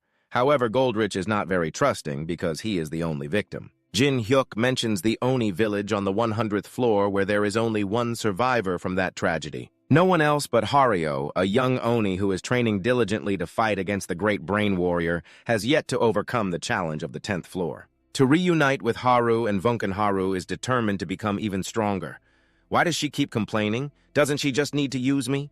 The spirit in the sword keeps appearing. Whispering in Haru's ear, he knows she wants to meet Jin as soon as possible. So she just needs to use him, and the brain warrior is just a tool. However, Haru is determined not to use the power of the dragon sword because she promised Jin Hyuk that she would become stronger on her own and not rely on any other power. After hearing the story, Goldrich gradually deduces that their target is Haruo and the sword. To eliminate her, they are not hesitant to wipe out an entire species. In other words, they are carefully selecting their target. Goldrich cannot believe this, as it could completely change the foundation of the tower, but what he says makes an unusual amount of sense. He is extremely conflicted. Jin Hyuk says that his goal is revenge. He will eliminate all of them without sparing anyone, including the 9 stars or those who support the 4 royal families. This includes those from the 4 royal families who slaughtered Goldrich's family. After their conversation, Goldrich unlocks the barrier and Ban jumps in curious to ask questions. Even the 9-tailed fox wonders if he likes men. This annoys him, but the good news is that Goldrich has decided to buy that information, on the condition that he must prove himself right now. Jin Hyuk sighs. This guy is really stubborn, as a merchant trust with Goldrich is also an asset. He cannot trade based solely on a little trust. Jin Hyuk has to turn to Ban for help to prove his identity, the price being a handshake, but he takes advantage of the situation and demands 3 handshakes after completion. Ban spams a notification to Goldrich that he is the person he thought of, taking all of Ban's honor as a guarantee, so Goldrich has no reason to refuse anymore. "I will trust you. It is a pleasure to meet you, Demon Mask." Goldrich extends his hand and Jin Hyuk does the same. He is sure that one day they will be able to call each other by their real names instead of just the 2 nicknames they have now, as long as anything that can be bought with money Goldrich can retrieve for Jin Hyuk. And he needs all kinds of weapons that can be used in this tower, and a lot of ammunition. After hearing this, Goldrich feels a heavy weight on his head. As a necromancer, is he going to sell weapons? Jin Hyuk gently flexes his master-level versatile profession, causing Goldrich to panic, not expecting such a profession to exist. Jin Hyuk flexes a bit more about its effects. For example, it enhances all his stats. Even weapons he has never used feel familiar to him, as if he had known them for years. Although a bit jealous, Goldrich knows for sure that he will be stronger than in the past. Of course, he is weak now, but the future will be different. So what he needs to do is to enhance Jin Hyuk's abilities. Goldrich orders the puppet manager to gather and buy all the weapons on the 10th floor under the name of another company, then package them for VIP customer Jin Hyuk. After about 10 minutes, the manager returns with a cloak, but it is not an ordinary cloak. It is a mobile storage cloak. Now Goldrich has something to fake. The name of this cloak is Dao Phi. It connects to a secondary space that can hold many inanimate objects, like a large warehouse with temperature and size. The color can also be customized according to the user's wishes, and there is a protective spell. If he has accessories inside, they will automatically transfer to his items. This is an extremely rare item in the tower, so Goldrich hopes he will take care of it carefully. You should be careful, Jin Hyuk says, because who knows, he might swing his hand too wildly. Causing Goldrich to go bankrupt, the scene shifts as Seong-tae's trio returns through the space portal. Although they have no achievements, it is already fortunate to have kept their lives. Before reaching the 10th floor, they had already spent all their money, so how could they continue to climb the tower? Don't worry. The White Heron Guild has someone on the 10th floor. Seong-tae arrogantly said that as long as they meet his brother, they will have more money to climb the tower, remember Jin Hyuk. He was even more frustrated because he was threatened and undermined by his brother, so he would prepare for a bloody revenge after getting the money. In less than 10 minutes, their faces looked as if they had poor digestion. In front of them was the dilapidated house of the White Heron Guild. The members had evacuated to the 30th floor, and Seong-tae's brother had also fainted, disconnected with no money or skills. At this rate, they wouldn't even make it past the 20th floor, let alone the 30th. Seeing the car, they fell silent, so the other two started criticizing him for doing nothing all day. Aside from bragging about the White Heron Guild, he had no skills at all. Hearing them chatter, Seong-tae just wanted them to shut their mouths. If he had no skills, they were just a bunch of useless leeches. Taking this opportunity, he left the worthless scum behind. Suddenly, a small, trembling fox approached, and Seong-tae quickly waved his hand to shoo it away. If you're hungry, we don't have any food, so get lost. The fox approached and sniffed the legs of the motorcycle, which annoyed him. He kicked it away, causing the fox to get seriously injured. He was feeling irritated and decided to vent his anger on it. Without mercy, he tortured the small, severely injured body of the fox. It cried out but was beaten to exhaustion, leaving only faint whimpers while Seong-tae's voice still echoed. My life is so wrong. All the idiots are swarming around me. My luck is as bad as a pot's bottom. A dagger suddenly flew through his calf, and Seong-tae couldn't even comprehend what had just happened. Then a wave of pain surged. Jin Hyuk slowly emerged from the shadows and asked who he was. I am the one who is about to become the master of the fox you just trampled on. 5 minutes ago, Jin Hyuk and Van Can were strolling down the street. He was heading to the tower to change his class to gain spiritual power. Van Can didn't quite understand because he was already a master of spirits. And because of Jin Hyuk's class, it was like a flaw since it resembled that of a sorcerer and had the memories of a past life, but hadn't fully utilized his magical power yet. Right now, he still didn't have spiritual power through cultivation. Van Can hadn't even thought about this situation. However, for now, Jin Hyuk decided to rest and spend the money of Goldrich. Suddenly, the nine-tailed fox sensed something.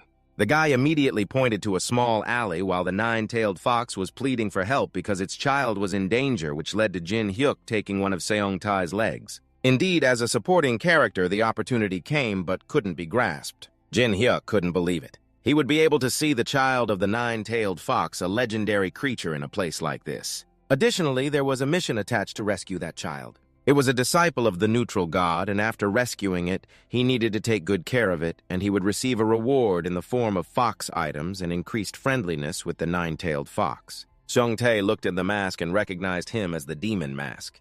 Jin Hyuk pretended not to know and asked, "Have I seen you before?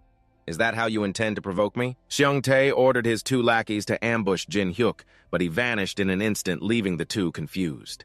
Jin Hyuk had already picked up the small fox in his arms. He stepped on it without knowing who it was.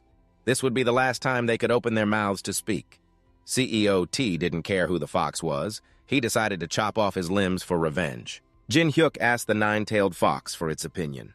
It said, "Please send them back to the Earth Mother." Jin Hyuk didn't intend to do that, but since they liked to head into danger, he returned the leg to Seong-yeon, turning it into a fire corpse. One leg that neatly dealt with the three ignorant quacks.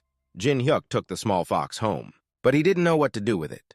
First, he would name it because the name of the nine-tailed fox's child was too long. If he shortened it to 2 words, it would become Little Fox. It's not bad. But I advise you to be careful because as it grows, it will definitely bore a hole in your skull. If it were Van, he would showcase his naming ability from countless years of experience, implying that the bright, shining fox should be called Ho-Rang. The great name he came up with made the atmosphere awkward, and Van Kantan shouted in anger, "If you don't like it, just say it!" Jin Hyuk saw it was the two-tailed fox, so he quickly called it Miho, dismissing the common name he thought of knowing the fox wouldn't like it. But who would have known that Miho would show such delight, leaving Van Can speechless?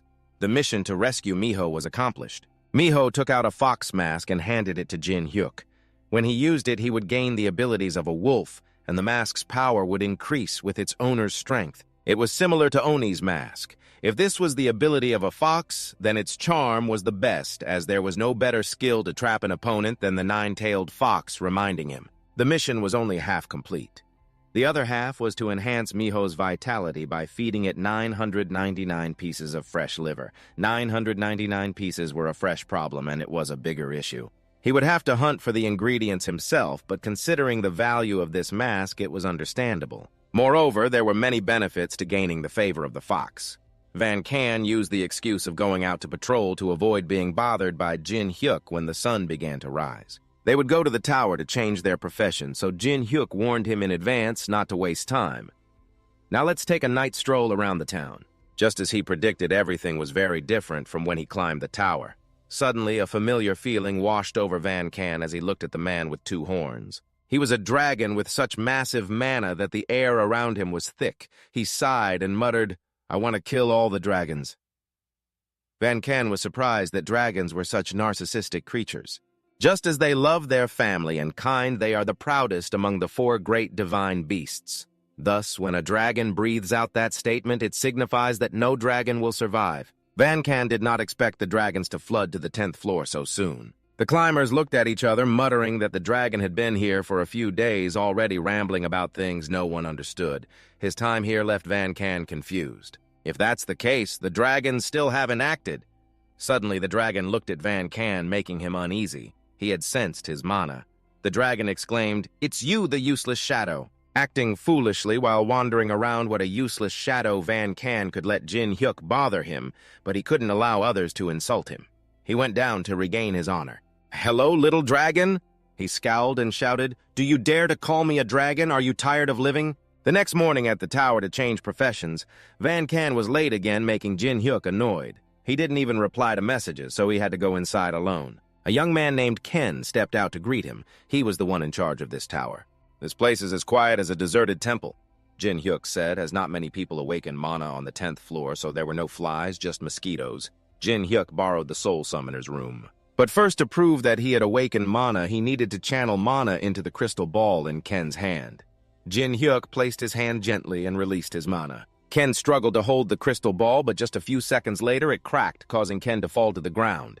Meanwhile, Van Can was still fighting with the dragon, but not with Jin Hyuk. Therefore, both his mana and soul were limited. The arrogant dragon said, "How long do you intend to hide in that useless shadow? Come out and fight properly." Others, attracted by the fight, ran over to see. "Look at those horns. He is definitely a dragon," and being called a dragon by others made him furious. Van Can didn't understand why he was so sensitive to the word dragon. But he was so sensitive to the word dragon as if his soul and body were separated, just like Jin Hyuk. Thus, the curiosity of a researcher within Van Can arose. He used his soul as a weapon to see what was hidden inside that body of yours. Van Can attacked, but he dodged. But it must be acknowledged that he is not a useless ghost. His spiritual power is a type of magic that absorbs souls instead of mana, a type of magic that even Jin Hyuk cannot use. This is the power of the strongest necromancer. That dragon will regret speaking ill of him as both sides fight chaotically. That dragon is just being sarcastic. It's not like he's going on a blind date to introduce himself like that. If he is using a weapon, then he will also use his sword. Since he introduced himself, he will also introduce his profile. "I am Henrik the Dragon Slayer." The title of Dragon Slayer is awarded to those who have succeeded. To conquer a dragon, a powerful soul like that being stuffed into the body of a dragon is truly a joke. Henry uses the dragon's breath to force him to separate. He sees that he is still young and inexperienced, so he becomes complacent. If his soul is truly that of a dragon slayer who has reached level 780, then even with Jin Hyuk here, there is no guarantee that they will win. So the only way is to trap him. Vulcan prepares to attack, but Hendrix will not let his cloak be burned a second time. Suddenly, the hands of the spirit grip him tightly again. Following that is a gigantic attack. Hendrix grits his teeth and uses the 10,000 heavenly slash to cut off all attacks, but there is no time to react to his hand. Vulcan sees Henry being held by the giant spirit's hand. There is resistance, but it is insignificant.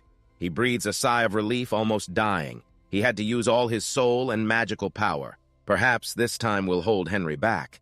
Now is a good opportunity for him to escape quickly. Below, Henry finally breaks free. He remembers the name Vulcan. He promises that the next time they meet, he will shred his soul into 100 pieces. Meanwhile, Jin Hyuk is exploring the magical corridor that seems to stretch endlessly. While leading him, Ken is sweating profusely. Even though they have reached the 35th floor, he still feels nervous in front of someone who has climbed the 10th floor like Jin Hyuk, while Jin Hyuk thinks Ken is doing well. Making him feel comfortable, they finally arrive at the necromancer's room, which contains death potions and countless books. This is indeed the dream room of every necromancer. After Ken leaves, he begins to get to work. At this moment, Vulcan emerges from the ground, startling Miho. He wonders where he has been all this time. Vulcan, feeling embarrassed, should say that he was practicing some health exercises.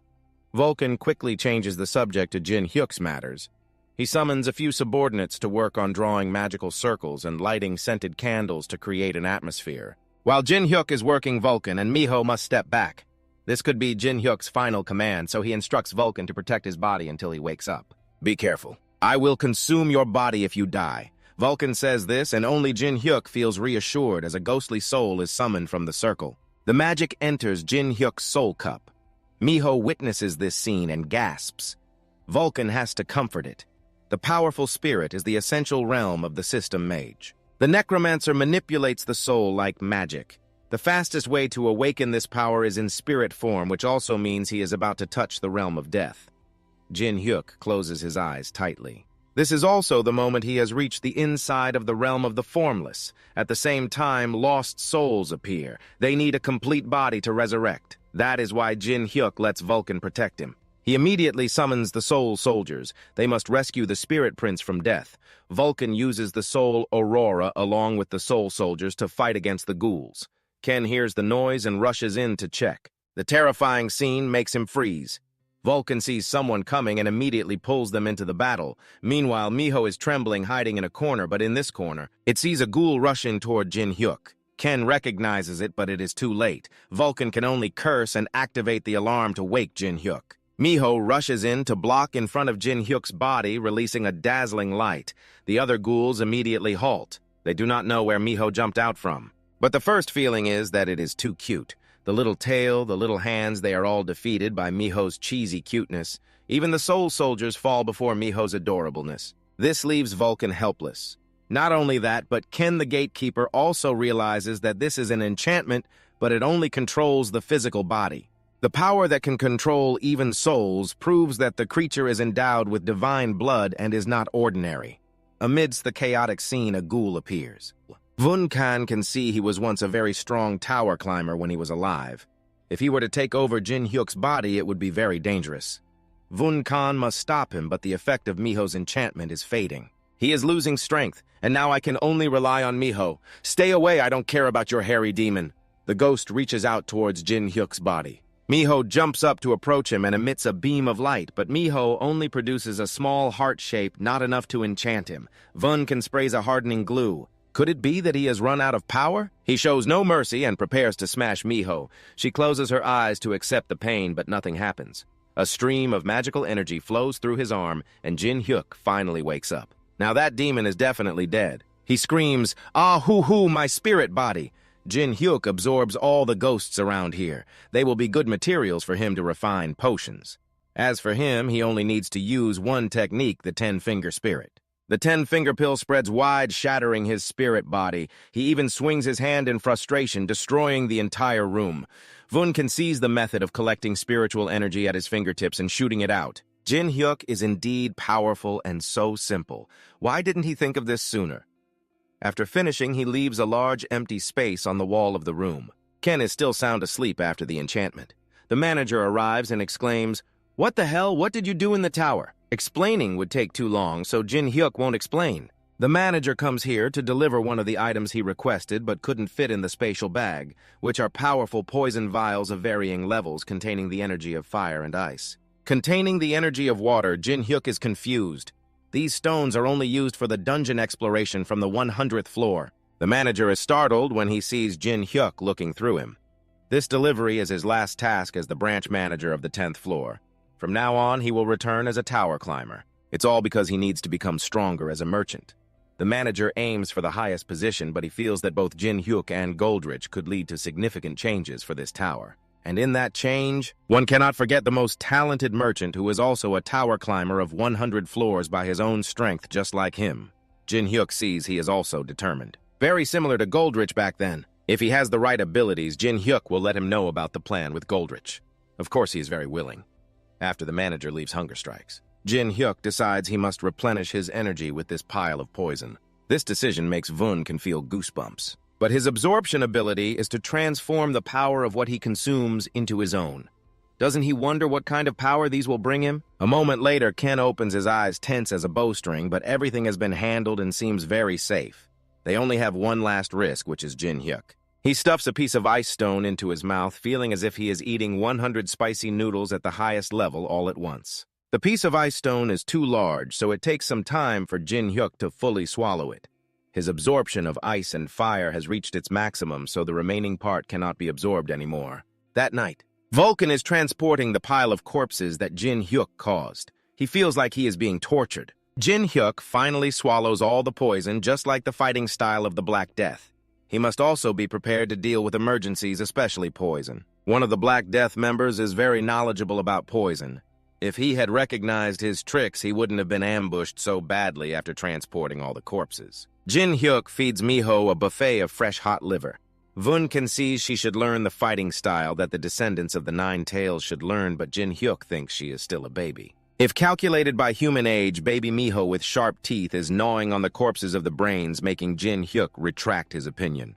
Tonight she has only eaten 127 livers, but is already full. On the way, Van Can confided that he also wanted to shake up the city like him, but it was better to act mysteriously. Jin Hyuk guessed he intended to go and fight someone in the middle of the night.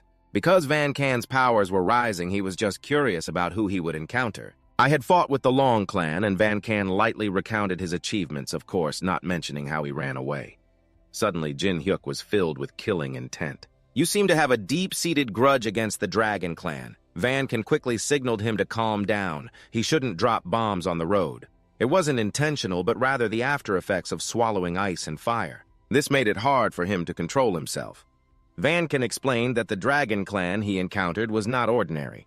After hearing the story, Jin Hyuk was extremely surprised. The soul and body were separated. Initially, Vulcan didn't believe it, but he was a typical example. Moreover, he also knew about the dragon-slaying warrior Hendrik. He started by practicing to slay dragons when he became a tower climber, systematically defeating the dragons he encountered or knowing their locations. Thus, he became a monster known as the dragon-slaying warrior.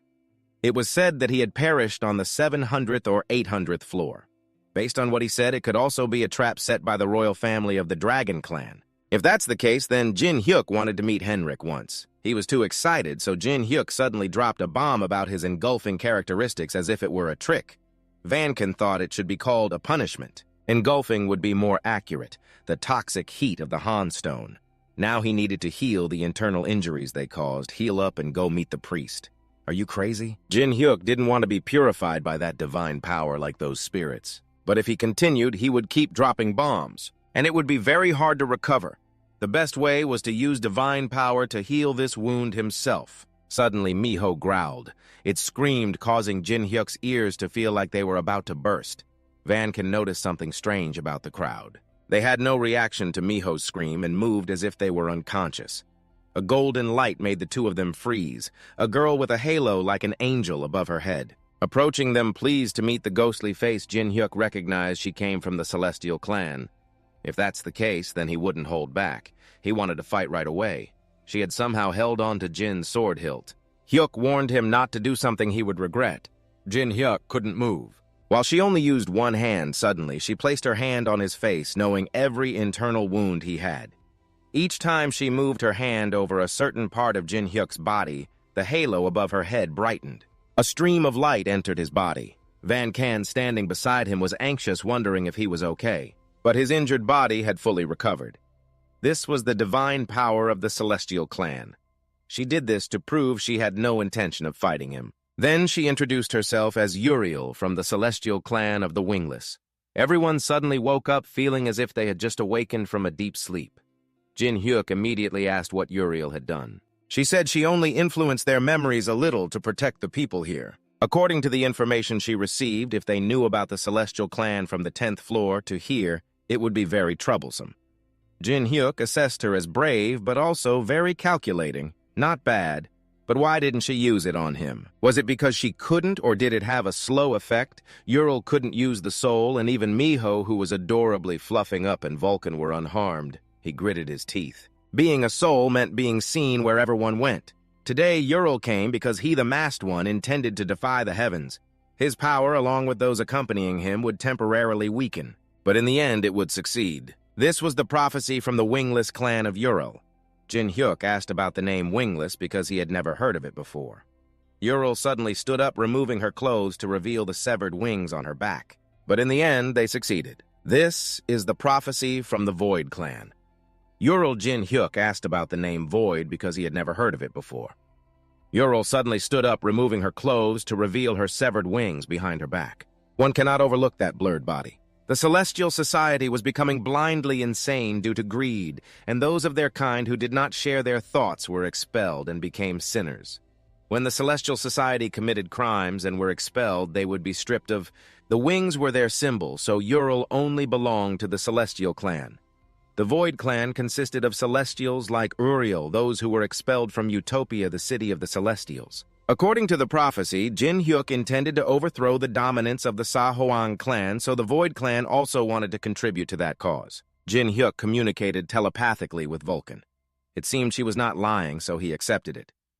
When Jin Hyuk asked about the benefits, Ural honestly shook her head. The power of the Void clan was very strong, but Utopia had identified them as enemies and was monitoring them.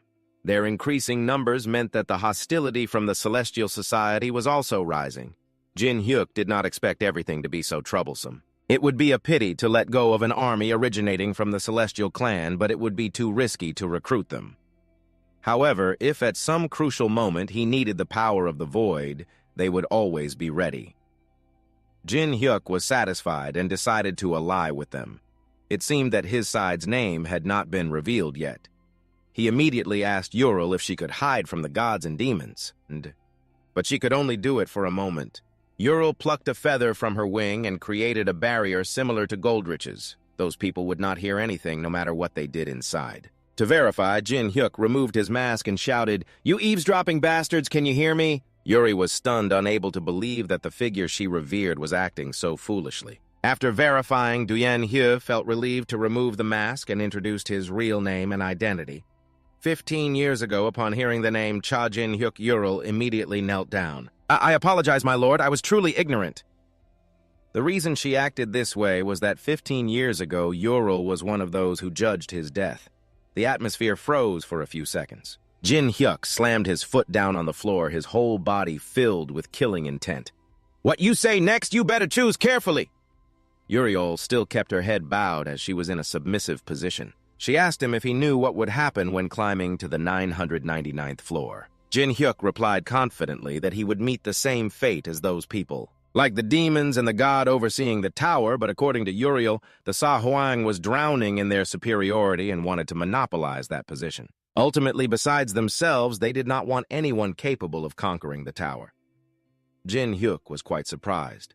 Before he had only guessed, but now he was certain. Even the mastermind was right in front of him. Jin Hyuk would definitely send Uriel's head to the Celestial clan. Even though she was being attacked, she did not resist. This is why she became useless to the Celestial clan. Jin Hyuk did not understand much. In fact, Ural had felt useless since 15 years ago when she opposed the Celestial clan's selection of tower climbers. And that person was Cha Jin Hyuk, the Black Death. Jin Hyuk decided to spare her life. How wicked, you must apologize to me. After all, he did not want to unleash his anger on Uriel because he understood the difference between her two opposing views and those of the Celestial clan. Uriel was very grateful that Jin Hyuk understood her situation. There might be those with a common purpose with them in the Sa-Hoang clan. If he could contact them, Uriel felt that Jin Hyuk should also accept them as friends. Jin Hyuk had experienced enough to know that there were all kinds of people everywhere. Those expelled from the Sa-Hoang clan would definitely be very valuable to him. If he could recruit them, it would be very beneficial in the fight against the Sa-Hoang. Jin Hyuk asked about Uriel's hiding place. It was the 190th floor of the Dream City. The 190th floor was lower than he thought, because the higher he went, the stronger the influence of the Sa-Hoang became. Jin Hyuk has experienced enough to know that there are all kinds of people everywhere. Those who have been expelled from the Star Emperor's clan would definitely be valuable to him. If he could recruit them, it would be very beneficial. In the fight against the Star Emperor, Jin Hyuk asked about Uriel's hideout. It is located on the 190th floor of Dream City. The 190th floor is lower than he thought because the higher you go, the stronger the influence of the Star Emperor becomes. So they cannot go above the 200 to 300 floors, which is that person's area. Jin Hyuk also forgot that this is where that person tests the Emperor of War's existence, unrivaled with power placed at the feet from the 200 to 300 floors. If the Immortal establishes a base there, the possibility is high. It will be destroyed by the hands of the Emperor of War's test without needing the Celestial Clan to intervene. If it's not too much trouble, please let me put on my clothes again, Yuri shyly said, and Jin Hyuk wondered. Will her coming to find him leave any traces? Yuri insists that she is not. But due to the pursuit of the celestial beings, the only thing she brought here is this body. Jin Hyuk smirks, satisfied that this is enough. His somewhat inhuman smile makes Yuri wary. She only knows him through prophecy and doesn't know whether he prefers boys or girls. Jin Hyuk quickly clarifies that he just wants a few feathers from Yuri. Oh, if it's feathers, Uriel has plenty because they will grow back. In fact, Jin Hyuk is afraid they might not grow back again, so he chose his words carefully, but Uriel generously plucked a lot for him. However, she warns him not to reveal it because the celestial beings can trace the owner of the feathers. She doesn't need to follow him since he will swallow all these feathers without leaving a trace. Damn, he really is that kind of person. Uriel fluffs up again, leaving Jin Hyuk unsure of what to do. Finally, it's time to say goodbye. Uriel will wait to see what he can do before disappearing into thin air. Eating it right away, huh? Vunkan curiously asks if Jin Hyuk wants to taste it. It's been a long time, so he can't wait. The divine power of the celestial beings, he wonders if he can withstand it. Vunkan doesn't want to say anything more. He has long given up on those distant desires for power. Not forgetting to remind Miho not to eat anything she sees like Jin Hyuk, who might end up with digestive issues. Jin Hyuk tries to taste a feather and suddenly his heart seems to stop, his whole body glowing. As if there were a light bulb inside him Vunkan sighs. He is too familiar with this scene. Inviting Miho to play around Jin Hyuk's area, he can't bear it. The pain makes him scream loudly and then faint when Jin Hyuk wakes up. He is surrounded by water, his head pounding like a hammer, but more importantly, he is in the world. Imagining Jin Hyuk worries that his tiny body cannot handle this divine power of the celestial beings. If so, what will happen in this imagined world? Suddenly behind him, a waterfall of gold is crashing down. It seems that this is the divine power that has entered his body, swirling like a giant mountain. But it's just a feather. Luckily, he didn't start a war with Uriel, but if he wins and swallows her body, he can't imagine the power. How great he would become. Suddenly, Jin Hyuk realizes that the water is rising, not the image of the waterfall. He must overcome this feeling. Before the divine waterfall swallows the imagined world, there is only one way. Jin Hyuk uses his spiritual power from the outside. Vunkan, watching Jin Hyuk's lifeless body, is surprised to see him using spiritual power to resist, but something feels off. Because he is using spiritual power in a soul state, Miho appears sad, so Vunkan comforts her, saying to try to trust Jin Hyuk once. He must have his own intentions in absorbing the feathers. This is a challenge, so surely Jin Hyuk can overcome it. After all, how many more things will Jin Hyuk do to surprise him? Truly, he is the main character in this imagined world. Jin Hyuk is sucking in the holy water like drinking bubble tea. But it has no effect. He creates an image controlling divine power through spiritual energy because that power is obtained through hunting and absorbing them, so he keeps thinking about the waterfall. This can be drunk normally, but if it continues like this, he will definitely fail. This divine power is overwhelming Jin Hyuk's steadfast will. Either he gives up this power or he suddenly realizes that he is afraid. But why should he be afraid? This is an image created from the soul within his own body, so if that's the case, Jin Hyuk must do it his own way. He uses spiritual energy to create a giant shark. Bloodthirsty like himself, he commands it to charge towards the waterfall. From now on, this is the truth. Jin Hyuk enjoys every drop of holy water. It tastes even better than milk tea. It makes him unable to suppress his desire. Jin Hyuk wants more. It's never enough. He must absorb even more, and meanwhile, in reality, his body reacts accordingly. His body twitches with a delirious smile, making him look no different from a junkie just after injecting drugs, watching from start to finish, clapping in appreciation, welcoming the birth of the hunting demon lord. There is a neutral god constantly playing sinister tricks named the Greedy Dragon. It is so greedy that it occupies all the treasures, going so mad as to want to eat everything in the world. The divine name of the Greedy Dragon is described as greedy, just like Jin Hyuk at this moment, wanting to swallow all that divine power without knowing when to stop. The voice of Vun Kan rang out along with Miho's delighted face. Jin Hyuk has returned, and Vun Kan is curious whether he succeeded or failed so that he can laugh in his face. What a pity what to do. Of course he succeeded. Jin Hyuk demonstrates his skills to Vun Kan, leaving no chance for him to mock. Although he is just a tiny seed, he has created a universe to generate divine power within himself. Vun Kan could not have imagined that Jin Hyuk is not of the royal clan but carries the power of the celestial clan. If the celestial clan knew this, they would surely order the extermination of the three clans. Jin Hyuk shrugs off their extraordinary nature hurting their pride or whatever. The important thing is that he is not afraid of them. Vun Kan is happy for him, but also worried because Jin Hyuk is not strong enough to withstand the attacks of the royal clan with his current unstable condition. And to face the royal clan is very unpredictable.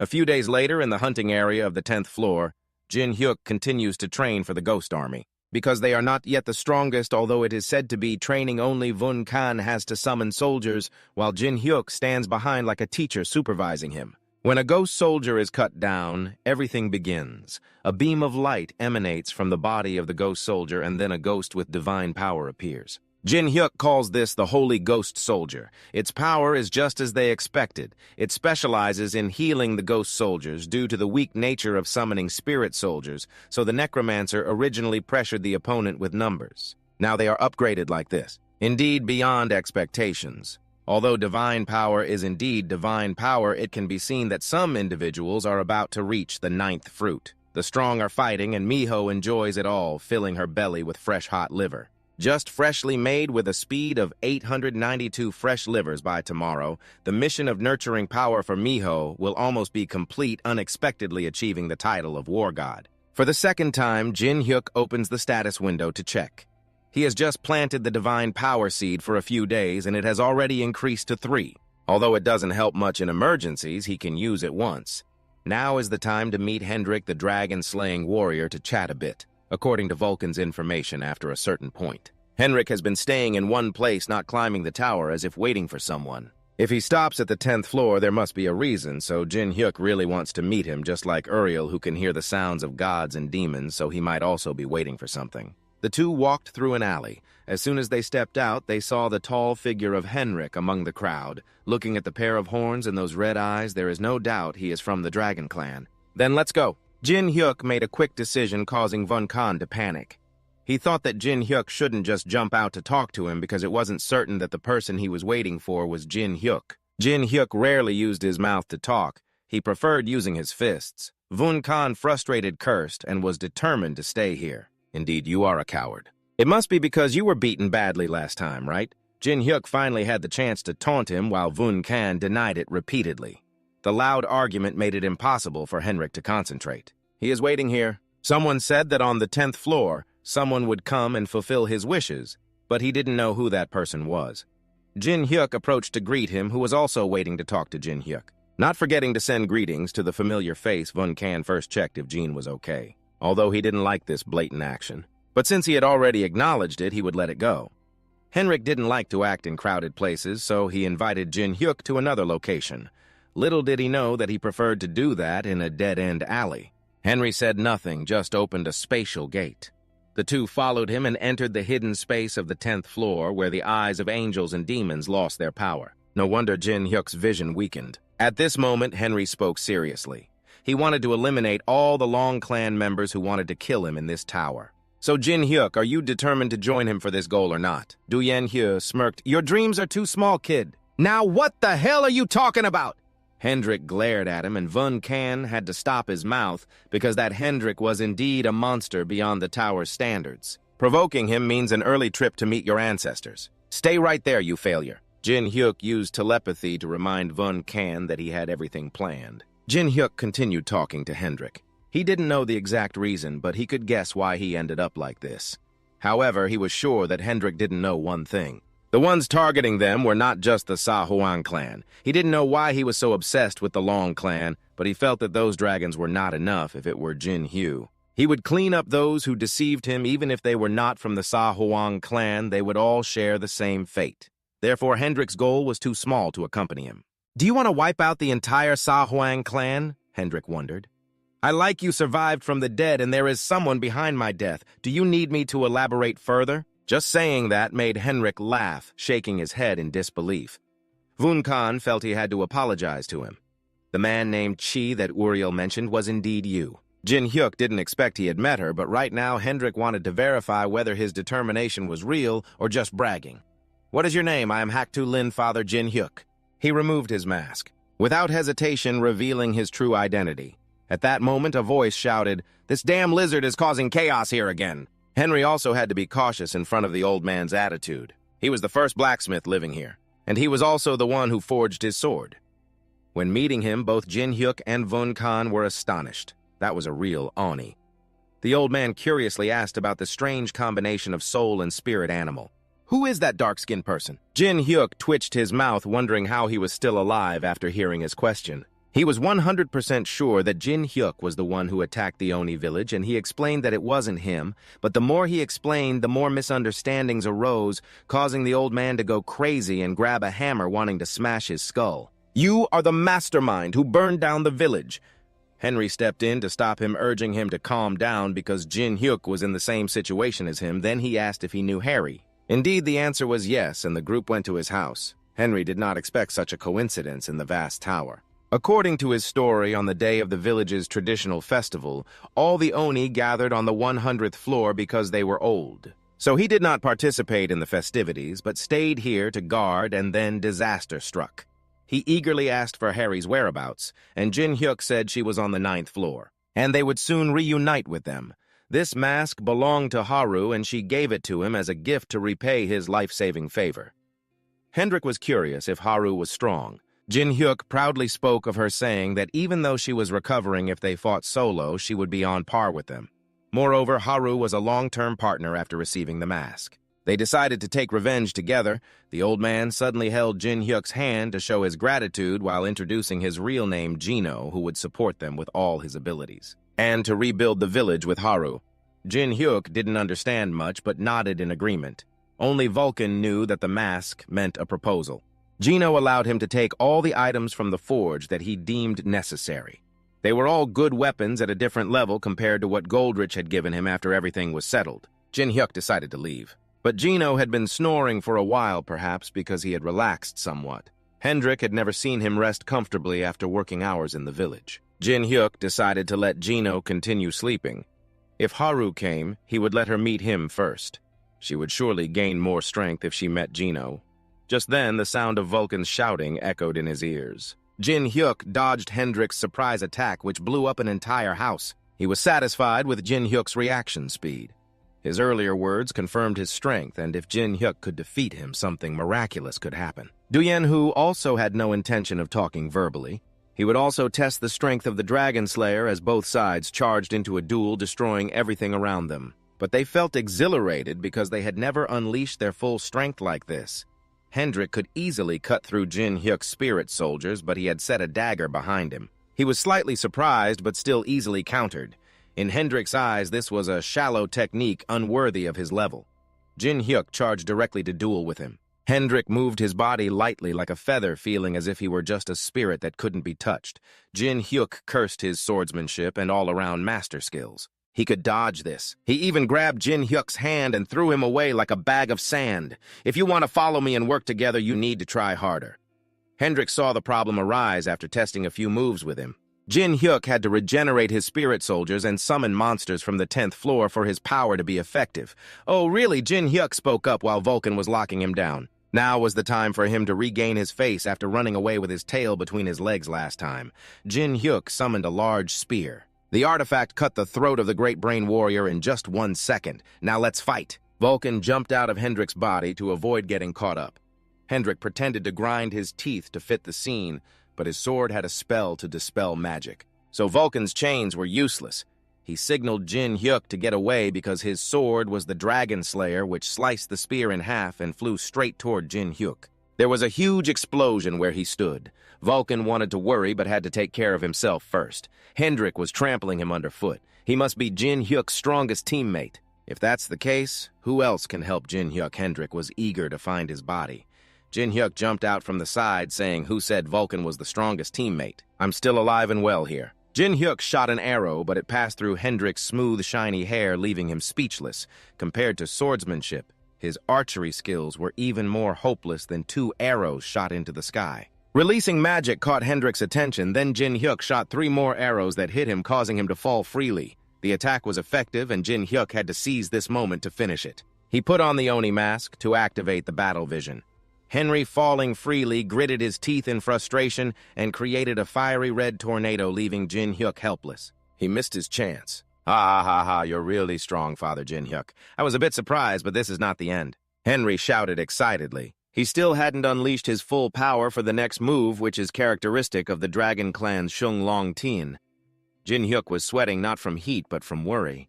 He couldn't see the path to dodge, even though he knew the trajectory of that technique. But through his battle prediction ability, his speed was insufficient. If hit, it would mean the end. However, he still had another persona, so Jin Hyuk put on the fox mask. Gino woke up after 5 minutes of dozing off, but all around him was a pile of rubble. He was sure that lizard Henrik had gone crazy. Miho perked up her ears and ran outside, causing him to chase after her in worry. He stood before Jin Hyuk's call. Henrik unleashed Shung Long Tien and suddenly vanished, leaving Jin Hyuk bewildered. Less than a second later, he appeared right in front of Jin Hyuk with his sword thrusting straight at him. Another explosion amidst the rubble, but not a drop of blood was found. Hendrik couldn't believe Jin Hyuk could dodge this technique. But the truth was that Jin Hyuk appeared behind him with the fox mask, making him even more excited. That mask was beautiful, wasn't it? From Jin Hyuk's hands, he created claws like a werewolf. Wolverine charged in to clash with Hendrik's long slash, but his agility and strength had changed. Hendrik also realized that Jin Hyuk was not simple due to the power of that fox mask. Talking while fighting caused him to be pushed back by Jin Hyuk. A rare opening appeared, so he couldn't afford to delay.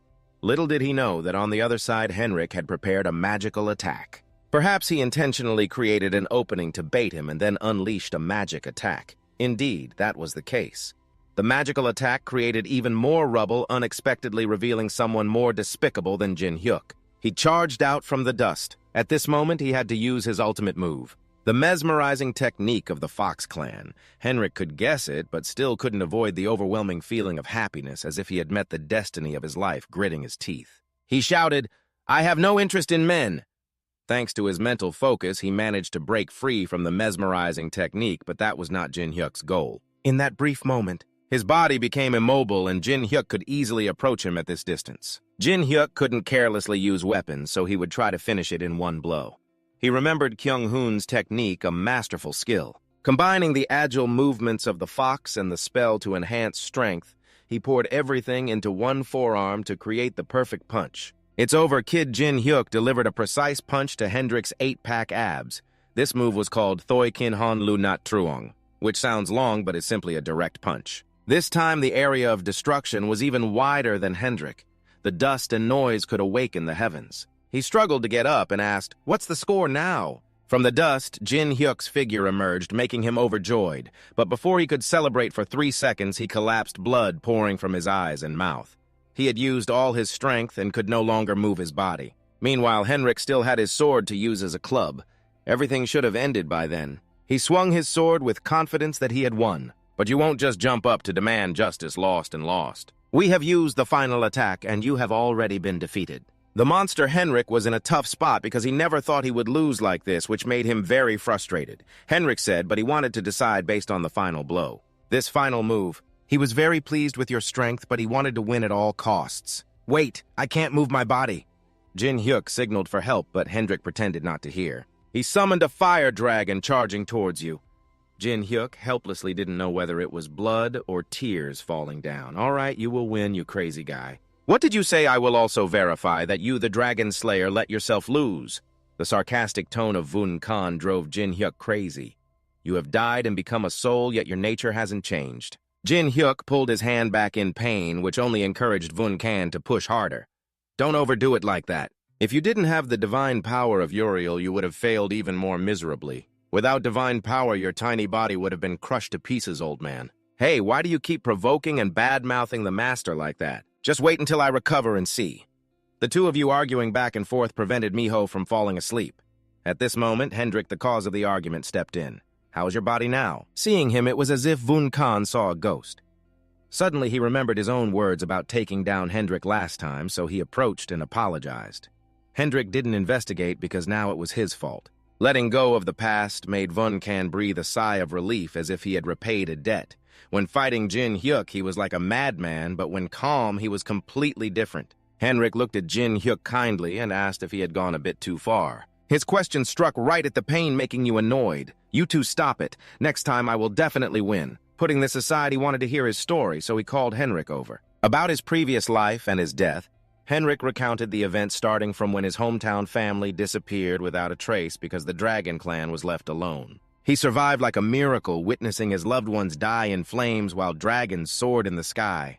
A bit of pity left him with nothing but rage over horns and dragon scales. After that, Henrik climbed the tower like any other fake tower climber. Luckily, he had talent, and the first time he took action against a dragon for revenge was on the 600th floor. Jin Hyuk was surprised. He climbed the tower faster than him. From that moment on, Hendrik stepped into the path of dragon addiction, but at the same time he was pursued by the Sa Huang clan. That was his daily life. One thing Hendrik noticed. The stronger he became, the lighter their punishments grew. After 800 floors, their lair seemed to be gone. Punishments were a system imposed to regulate tower climbers. They couldn't monopolize the tower. All of them were increasingly limited in their abilities. When at a lower floor compared to their highest, that's why you could withstand Goldich's attack. Without punishment, you would have been dead by now. Suddenly, Jin Hyuk jolted.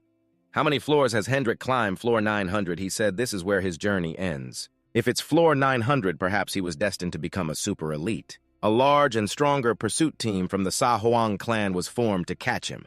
In the end, Hendrik couldn't withstand 10 people from the Sa Huang clan and had to lose his life. Ironically, with countless races, he was reborn in the body of the Dragon Clan. He wanted to die, but dying with this power and body was not easy at all. So Hendrik accepted it and used this body as a tool for revenge. Du Yanhu had a bit of sympathy for him and knew Hendrik's answer. Hendrik nodded excitedly and asked about the next tower climbing moment. According to him, they were waiting for Hario. Who would have thought he wanted to climb the tower with you? Although annoyed, Du Yanhu couldn't do anything. Moreover, Hendrik noticed they had many common points. He had fought alone in the final moments, and perhaps you were the same. They must learn from their past failures. Fighting them all alone is just a vain ambition. Jin Hyuk also knew that he needed teammates and friends to fight side by side, so Hendrik proposed forming a guild, which was unexpected for Jin Hyuk. Meanwhile, on the 600th floor of the Holy Union, the Holy Mother Pelo stormed into the interrogation room with an irritated attitude. He was reviewing a report sent from the White Swallow branch on the 10th floor. Someone had set fire and turned that place into ashes, and that person had gone alone according to the information sent by Beck Holio, but he also thought it was not an act of collective effort. Those on the lower floors, like the 10th, regardless of their strength, faced penalties that reduced their power, and she shouted that even if they were 9 stars, they could not escape the law of power reduction. Therefore, the culprit must be someone with overwhelming strength on the 10th floor, quite similar to them when they first climbed the tower, yet he was sure everything was still under their control. In case that person had powers they were unaware of, they would follow the plan to eliminate the roots first. He would hire a bounty hunter, someone capable of handling this matter. After thinking for a while, Jin Hyuk agreed with Hendrik. However, there was one issue. He was currently on a mission from the guild, and before reaching the 100th floor, he had to raise his reputation and name. Therefore, it would be problematic if he got involved with him or his guild. Hendrik nodded, understanding the issue. He had a simple yet effective solution. Jin Hyuk would become the guild leader. Oh wow, Jin Hyuk had never thought of this scenario. Originally, Hendrik did not want to sit in that position. In fact, he did not feel confident. While Jin Hyuk was an excellent necromancer, a talent for the command position. Jin Hyuk also did not feel confident because he was weaker than Hendrik. At that time, he would have to give orders to him. Would he accept being commanded by someone weaker than himself? Suddenly, Hendrik knelt before him, leaving Jin Hyuk stunned. He did not want to do that with him, just joking. This was his answer. He did not know how much humiliation he had to endure. He had felt so powerless and angry. For the main purpose, no matter what would you accept? Jin Hyuk asked again. and Henrik nodded. If so, to take revenge for both him and himself, Jin Hyuk would take on the position of guild leader, which made Henrik extremely pleased. That was indeed a wise decision. Now what would the guild's name be? Leading is the masked one who eradicates all crimes and plots against the heavens. No name fits better than this. Jin Hyuk was very fond of this name. The guild could be established immediately after paying the registration fee to the trading association during such times. Jin Hyuk recalled Goldrich and his puppet, but he suddenly remembered that the puppet had already left. Right now, Hansen was managing the 10th floor branch, and there was one thing he found confusing. Ken from the tower was here eavesdropping because of the tower's affairs, so he often came here. Not only that, but he was also a good friend of Hansen, sharing hardships. Every time Jin Hyuk came, he brought terrible requests, so Hansen was very curious about what this time was about. Jin Hyuk said he wanted to form a guild. Han Seon thought this seemed easy. Surely everyone wanted to join the guild that the masked one established. However, to establish a guild, there needed to be more than 2 members, and this was his team, Hendrik Vunken and Miho. Ken panicked upon seeing the Long clan, while Han Seon admired him greatly for having recruited Hendrik. It seemed he was quite famous here, since he stood in the middle of the road every day talking nonsense, and Jin Hyuk had already sent invitations to others as soon as they gathered. Haitian had to handle it so that the guild could be established immediately. Haitian obeyed Goldrich's orders, who told him to follow any of his requests. At that moment, the letters had reached the puppet Harry and Goldrich. Everything was gradually becoming more interesting.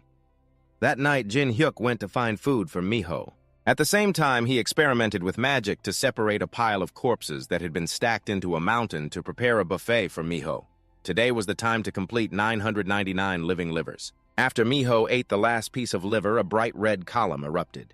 Hendrik gritted his teeth, wondering what would happen if that fox ate all that raw liver. The system announced that 9-tailed foxes were manifesting. Vun Khan panicked and shouted, "Hey, you guys, look over there!" A figure appeared, and Jin Hyuk was astonished by the true form of the 9-tailed fox. A very cute child of indeterminate gender, albeit a bit clumsy, had somehow fallen into his hands. Miho pouted and spoke in a cute voice. "Daddy, what's going on with this green bean and water spinach situation?" "You don't even have a wife, so what do you mean by dad? Oh, who is that girl?" Haru appeared with a blank expression, and Jin Hyuk found himself in a precarious situation, wondering what to do now. Miho innocently pointed at Haru. "Daddy, who is that big sister?" The sweet call of daddy from the little girl made Haru exude a strong aura of hostility, even though she didn't understand why. But Jin Hyuk felt a chill and turned to the 9-tailed fox, realizing that the mission was complete. Meanwhile, Miho had become his pet, and Jin Hyuk was unaware that being favored by the fox felt like this. The 9-tailed fox entrusted its daughter to him and then left. Vonka looked at him with a sinister smile, while Hendrik was puzzled as to how a human could give birth to a fox. Haru had grown up so much already. So when did he do that? But with Jin Hyuk being both handsome and strong, having a girlfriend was not surprising. She should have just accepted things from the beginning and moved on, deluding herself into thinking she meant something to him only to face a bitter end. Henrik approached to greet Haru. He recognized her as the young Oni girl they had been waiting for. Haru looked up at his Dragon Clan form. That memory flooded back amidst the flames, consuming the village, a silhouette of the cruel Dragon Clan member she could never forget. Haruo didn't hesitate to swing her sword at Henrik. In her eyes, he was the enemy of the Oni village. Henrik, though confused as to why he was being attacked everywhere he went, reacted quickly, calling for Jin Hyuk to clear his name. Jin Hyuk smirked. It seems Haruo has misunderstood something, but he should resolve it himself. Henry didn't want to intervene for fear she would get hurt, but he was confident that with Haruo's lion-hearted nature, nothing would be painful for her. If that's the case, Henry would consider this a second test. Haruo was thrown back but felt no pain. Instead, she charged forward to attack. Henry could see her spiritual power was very strong, but not strong enough to compare to him. A slash from Hendrik was like a dragon's tail striking hard, sending Haruo flying. She lay on the ground, gritting her teeth, not expecting the gap in power to be so vast. The enemy was right in front of her, yet she had no strength to avenge her village. The spirit within the sword reappeared, recognizing the Dragon Clan and lending Haruo its strength. He would grant her the power to slay dragons. That's why he was called the Dragon Slayer. Haru transformed, making Hendrik very pleased with the sword's design. He easily blocked the Dragon Slayer sword with just one hand. This surprised Haru, and then he didn't hesitate to kick her in the ribs. She had the Dragon Slayer sword, but he had something stronger.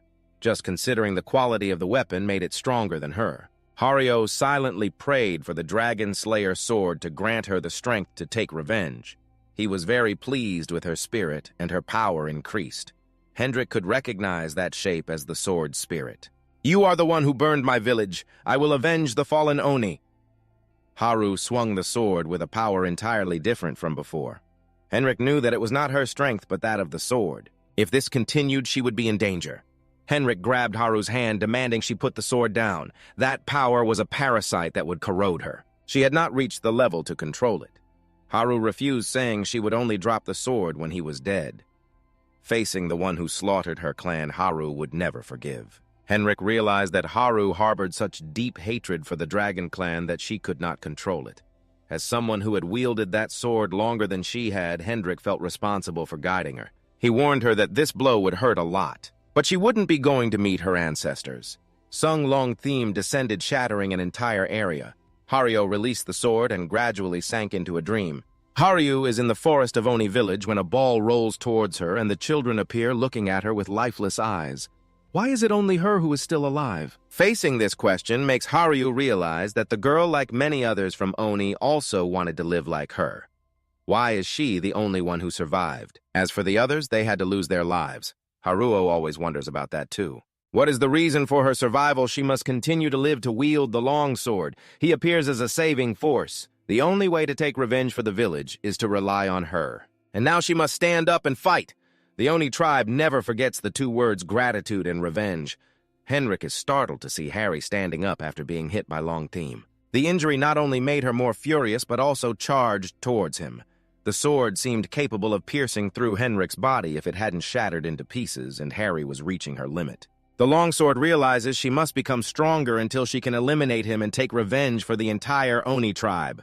Dien Hu and Vun can stand aside watching the action unfold. Pretending to run out to check the situation, luckily Hendrik is fine. Because Harry was exhausted before she could strike him now, just let her rest. It seems Harry has continuously pushed herself beyond her limits. That sword has had a significant impact on her. Henry fears that when he wakes up, Harry will continue to attack him because their stories are quite similar. Perhaps the original owner of his body was one of the dragons. Attacking the Oni village, Henry vows to bear the brunt of that rage. After all, he must take responsibility for this crime. Jin Hyuk leads Hendrik to another room he has rented on the second floor, so he will stay here until she wakes up. Hendrik thanks him, but insists he must bear the anger. Jin Hyuk, frustrated, shouts, "Do you think I care about you? You get out of my sight, and only then can Harry recover." After that, indeed, Haru has rested more comfortably.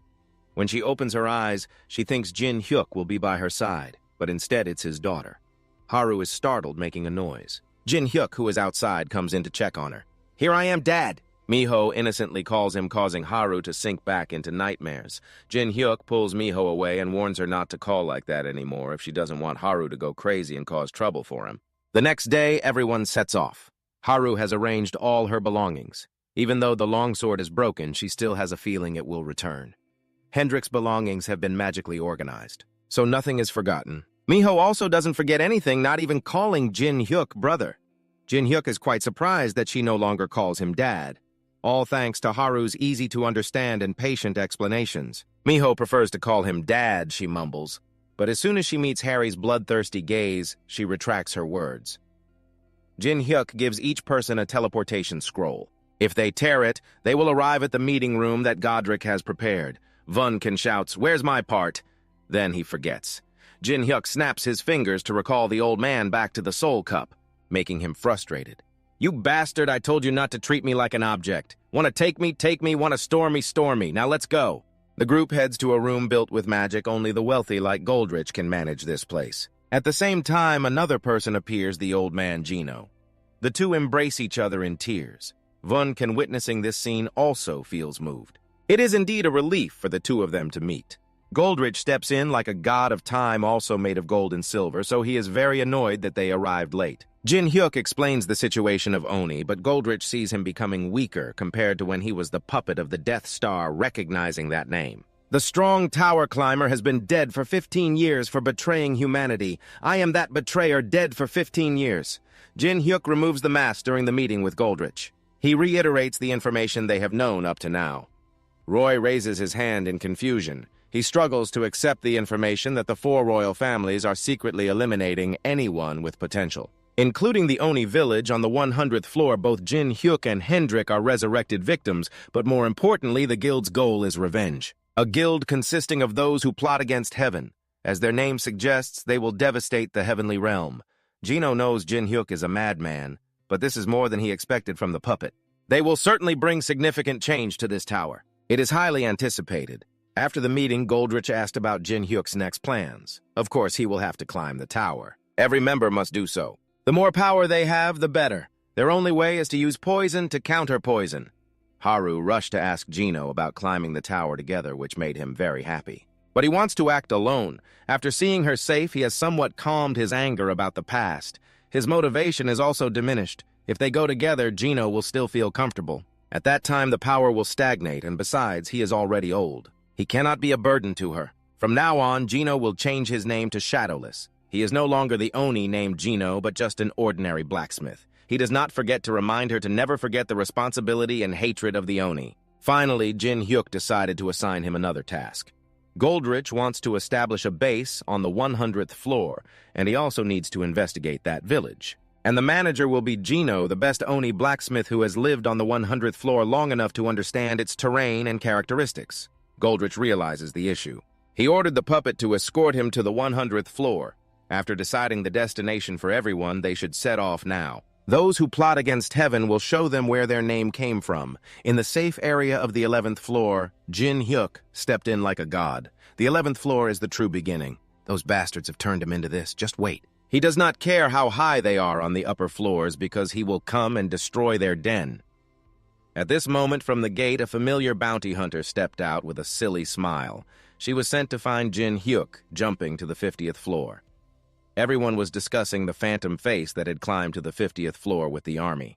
The soul soldiers can recover. Not only that his comrades are very strong, wherever he fights, the number of soul soldiers increases. A person who has just taken office as the head of the sub-guild was also attacked. He was unwilling to go down the hole right after enjoying glory, summoning the stone golem to protect the Holy Kingdom. A monster from the 120th floor. He is confident he can turn the situation around and deal with all the arrogant ones who touch the Holy Kingdom alliance.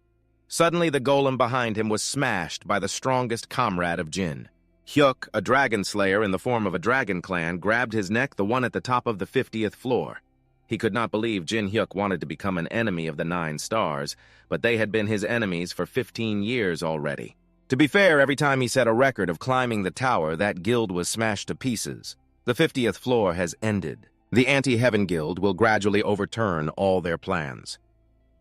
Jin Hyuk walked through the streets amidst the chatter of those around him because he had attacked the small guilds of the 9 Stars Alliance. It seems this news quickly spread to the higher floors. They could use magic to erase all traces, but Haru felt like he was intentionally exposing himself. Jin Hyuk was tired of infiltrating their alliance for information. From now on, he would make them fear and seek him out first. With the stats he had, even if ambushed, it would be fine.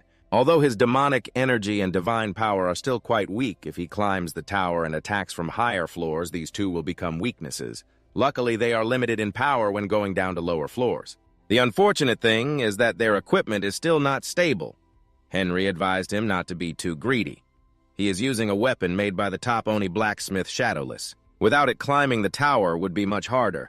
Mentioning Shadowless made Harry curious about how his life is now. Miho criticized Henry for making her sad. Did we say anything wrong? Henry sitting idle was also criticized, making him very frustrated. In short, Jin Hyuk still wants to arrange to search for equipment. Going there to relieve his mood is best. The place he is referring to is the black market of the 51st floor, where they can find equipment that is usually not available. Going there to clear his mind is best. The place he is referring to is the black market on the 51st floor, where they can find equipment that is usually unavailable. If there's something you like being auctioned, then I will gift it to Hario and Miho. The two girls showed excitement, surprising him. He should have given them good items much earlier. Suddenly, a firecracker rolled out, causing everyone to separate in the dust. A gun barrel was pointed at Jin Hyuk's head, leaving him astonished as the arrogant bounty hunter fired. A bullet could shatter an entire house if it weren't for the power of the mask. He would have lost his head by now. Do you think you can avoid this? The woman smirked, but look who is about to have their head chopped off by Henrik. She commanded something to shield her, and a barrier was erected. Henrik was surprised. It seemed she was a robot, and the shield turned into a counterattack. This sent Henrik flying back. Haryu appeared just in time with Miho. Daring to touch their Oppa activated two fierce lions. She activated flight mode. Haryu was surprised while Miho was extremely delighted, but her smile faded when she dropped a pile of firecrackers. The two girls fell into a deep sleep, entranced by her and her rebel companions. "I came here with high hopes, yet this is all you can do," she mocked, but of course that wasn't the case. Henrik and Jin Hyuk attacked simultaneously, thinking they had succeeded, but both found guns pointed at their heads. Quite a predicament. I almost felt regret for having to end you two so soon. Both jumped out, but it seemed she didn't want to talk. That night, the group sat down to discuss. She introduced herself as a snail. The talented bounty hunter, surprisingly, on the 50th floor, there was someone daring enough to place a bounty on them. They wouldn't need introduction since she always had detailed information about her prey. However, she had a better idea. The snail wanted to bet on a wager that would benefit both sides. Henrik wasn't too fond of betting, but the snail said that if they won, she would withdraw and reveal who placed the bounty. Henrik didn't want to hear any more and wanted to take her life right then and there, but Jin Hyuk ordered him to stop. If the one behind this is the 9 stars or the Emperor, then they would have been in danger since they climbed the tower. This is the information they needed. The snail wanted a fun fight with a strong opponent. In the end, it was still about fighting, Henrik shouted in frustration, but she had conditions. Regardless of who wins or loses, all 3 must survive. She must live for them to get the information. Just to remind you, she had no special intentions towards them. Both didn't know her purpose when she said not to kill. Since it was 2 against 1, Jin Hyuk couldn't summon his spirit. Jin Hyuk agreed as long as he knew what she wanted, attacking wouldn't be too late. Chopping off hands and feet was fine. As long as they were still alive, right, Henrik was ready for battle. Watching the transformation into an automatic aircraft, it opened fire targeting Jin Hyuk, but what could those toys do to him? The snail appeared behind Jin Hyuk. He used the spirit shield while Henrik appeared behind the snail. She calmly activated teleportation, vanishing instantly. Although he didn't want to, Henrik couldn't stop his attack and struck Jin Hyuk. The snail saw they were not coordinating well at all. Jin Hyuk grabbed Henrik's collar and the two argued back and forth. He ordered him to cooperate with him, but Henrik thought he should entrust this battle to him if they wanted to win. "Hey, you two fools. I know you both have strong opinions, but leaving me out is a bit much." Back to the deadly beam. A massive cannon fired down bright enough to illuminate the future of the two. The explosion left a vast area in ruins. Outside the forest's edge, the 2 young men fell from the sky. Luckily, Jin Hyuk activated teleportation just in time. If she had hit, they would have been done for. "Why are you running away while fighting that guy?" Henrik shouted in frustration. Jin Hyuk immediately covered his mouth. Her helmet was transforming into an automatic aircraft, searching for them. An incredibly advanced weapon. Who exactly is she? She certainly doesn't come from Earth. This tower is connected to countless dimensions and different worlds. Perhaps she comes from a place with technology far beyond what he knows. This time, Jin Hyuk seriously said that Henrik should follow his orders if he wanted to win. The snail searches around when Jin Hyuk suddenly appears, causing her to be confused and reveal herself, meaning he has given up, right? "I'm sorry, but fate has determined that you must live on and become a legend." Jin Hyuk uses the travel spirit to hold her back. The snail thought he was using something really cool. Who would have thought he would use such a clumsy method? A figure appears behind the snail. Henrik strikes with a surprise attack but misses. She fires through his head, but nothing happens. Henrik's hair remains intact. Around his head is a protective shield made from the travel spirit. Henrik strikes again, and this time he hits the snail, but she is still very much alive. Spells are not the only thing a spirit master can use. With the characteristics of a master of all trades, he can transfer all beneficial attributes to Henrik. Now he will show her what true support from a master of all trades looks like. The speed enhancement gives Henrik the ability to catch up with the snail. She unleashes a barrage, but Henrik's speed makes him seem like a fly that can't be caught. He loves chasing down those who flee like her. Even with a shield, she cannot withstand the lightning strikes of Henrik, who has been empowered by Jin Hyuk. A thunderous explosion occurs, and Henrik lands like a god, but the snail does not flee. She lures him here to present a gift called a nuclear mine. Jin Hyuk charges, but it was too late. Another massive explosion shakes the forest. He is helpless, not knowing which world she comes from. How can there be such advanced technology? Suddenly, a bullet pierces through Jin Hyuk's chest. The snail stands behind him, confident that Henrik can no longer stand, and he is the only one unscathed. Do you think so? It seems she has forgotten that Hendrik is a giant dragon and he can easily withstand the explosion from earlier. The snail looks surprised, meaning he hadn't fought with all his strength just now.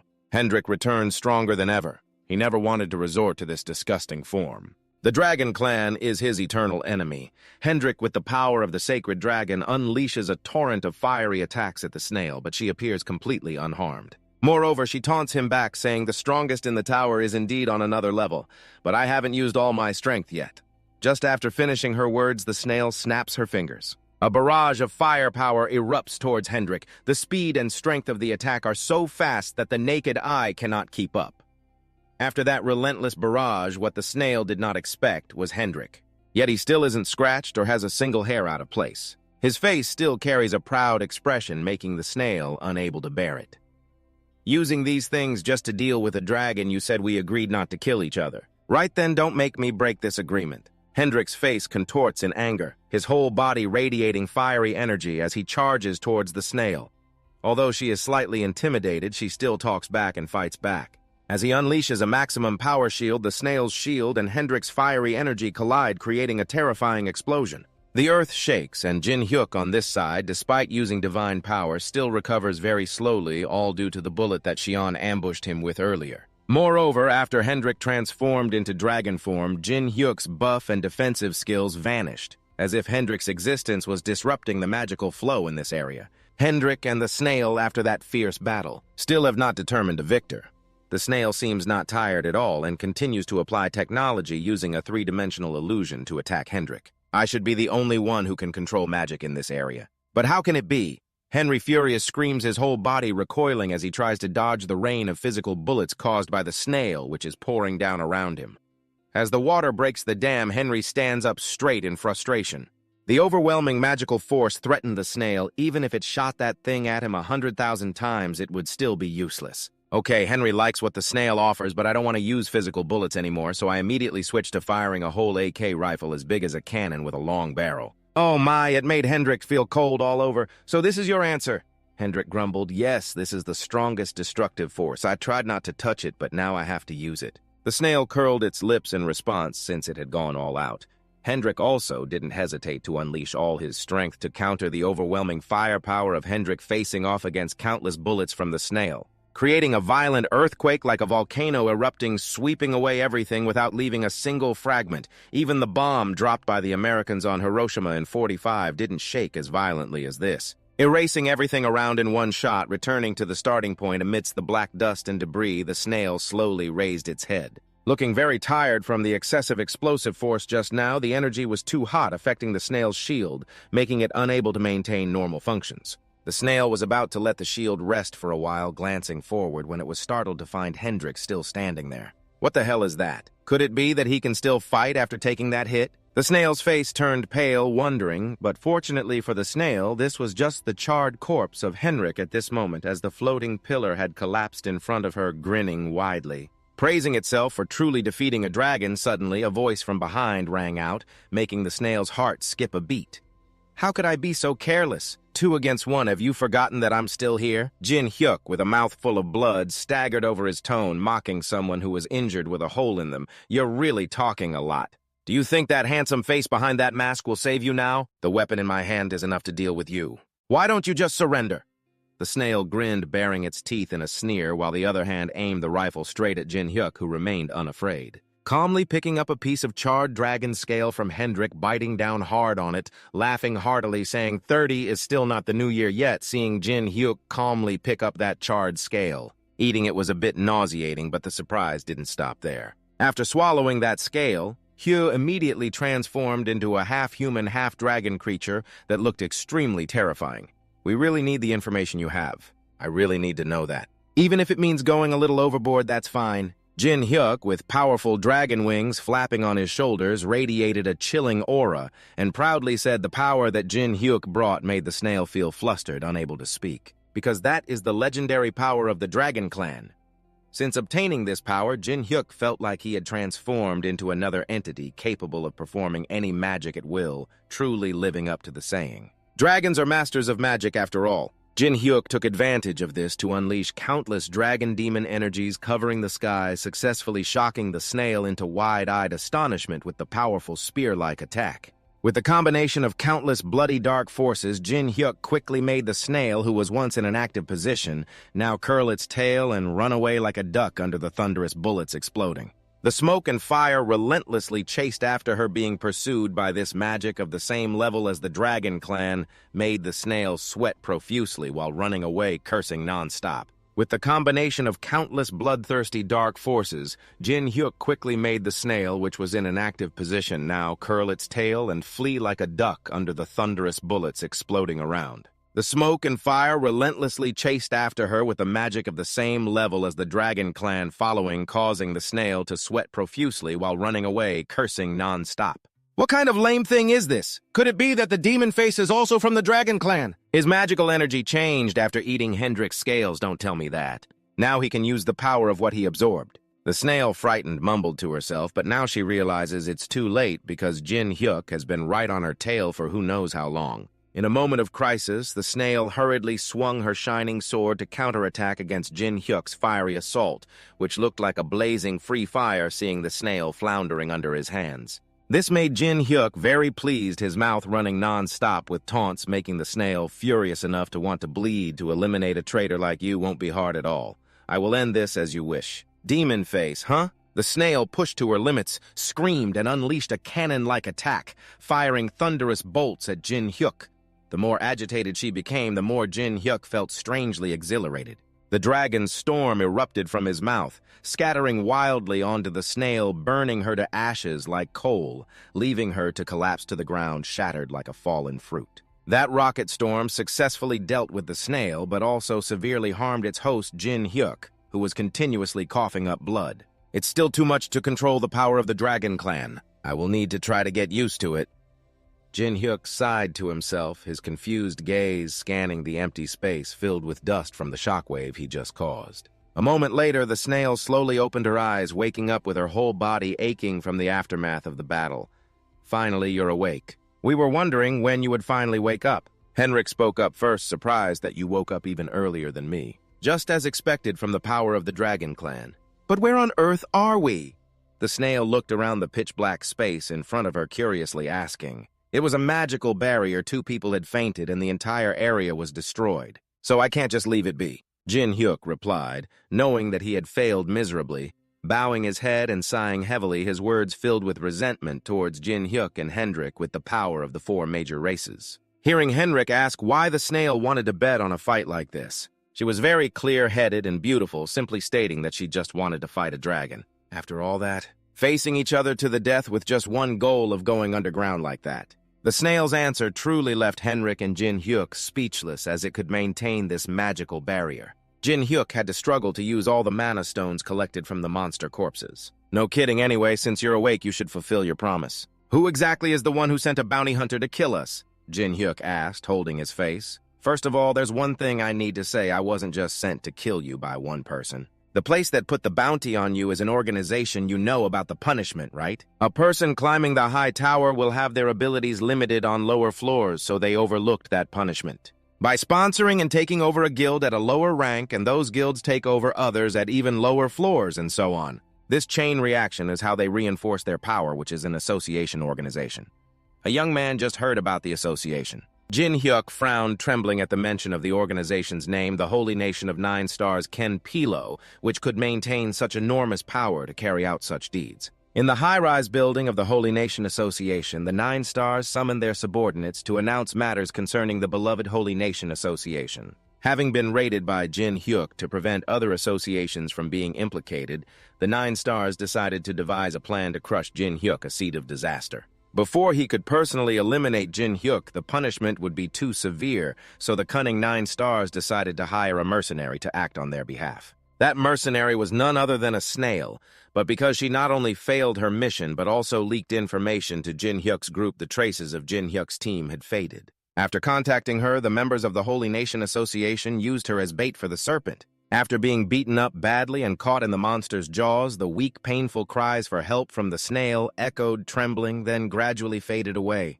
Haru on this side was also startled by the sounds of pleading. Please help, she whimpered, jolting awake, her head buzzing as if struck by a hammer, wondering if the scene she just witnessed was a nightmare or an omen.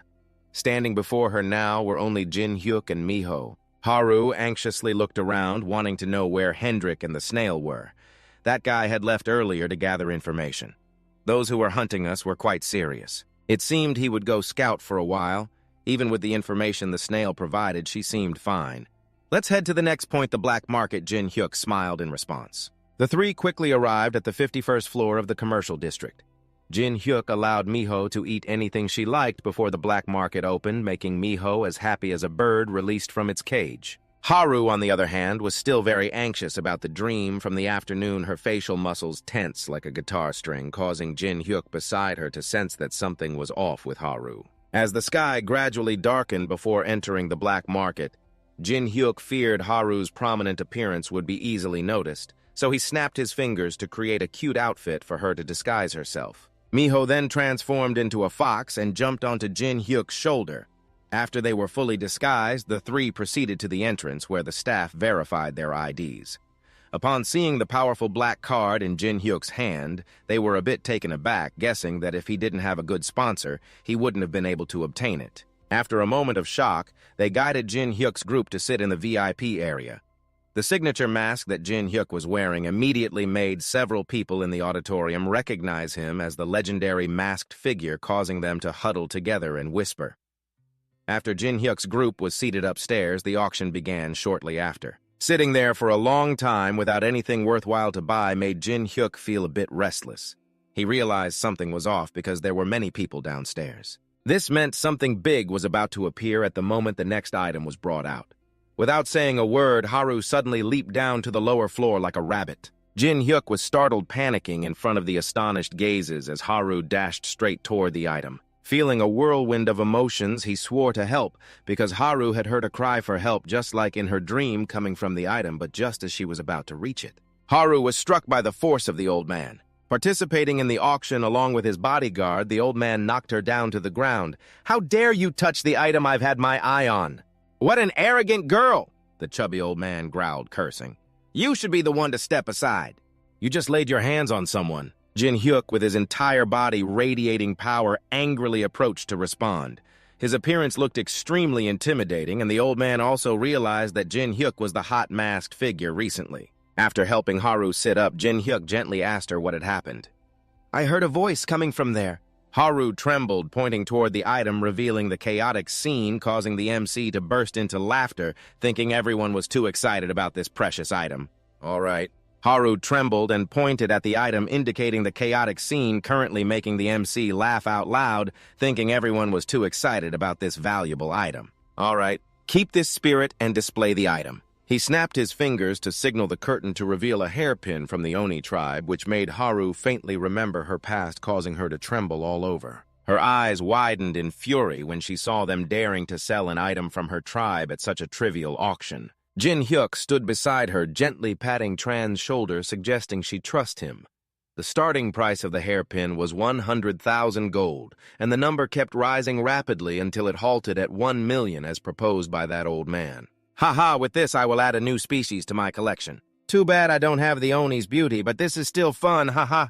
He laughed triumphantly, as if taunting Haru, who was furious. He intended to swing his sword to physically strike the old man, but Jin-hyuk quickly stopped him with a shout of 3 million, causing the entire hall to fall silent. Everyone was stunned, their mouths agape at the outrageous price Jin-hyuk had announced, and just like that, the item belonged to Jin-hyuk amidst whispers of admiration for his wealth. Realizing he had inadvertently drawn attention for buying something at such a high price, Jin-hyuk hurriedly took Haru's hand and left. On the way back, Haru tightly held the hairpin and happily thanked Jin-hyuk, saying, "Thank you so much, you must have spent a lot of money, but it's not my money, so it's okay." "Thank Goldrich later," Jin-hyuk replied softly, successfully reclaiming the hairpin. In a moment, he vaguely heard someone thanking him. Then she vanished into thin air, tears welling up as she vowed to take revenge for everyone at all costs.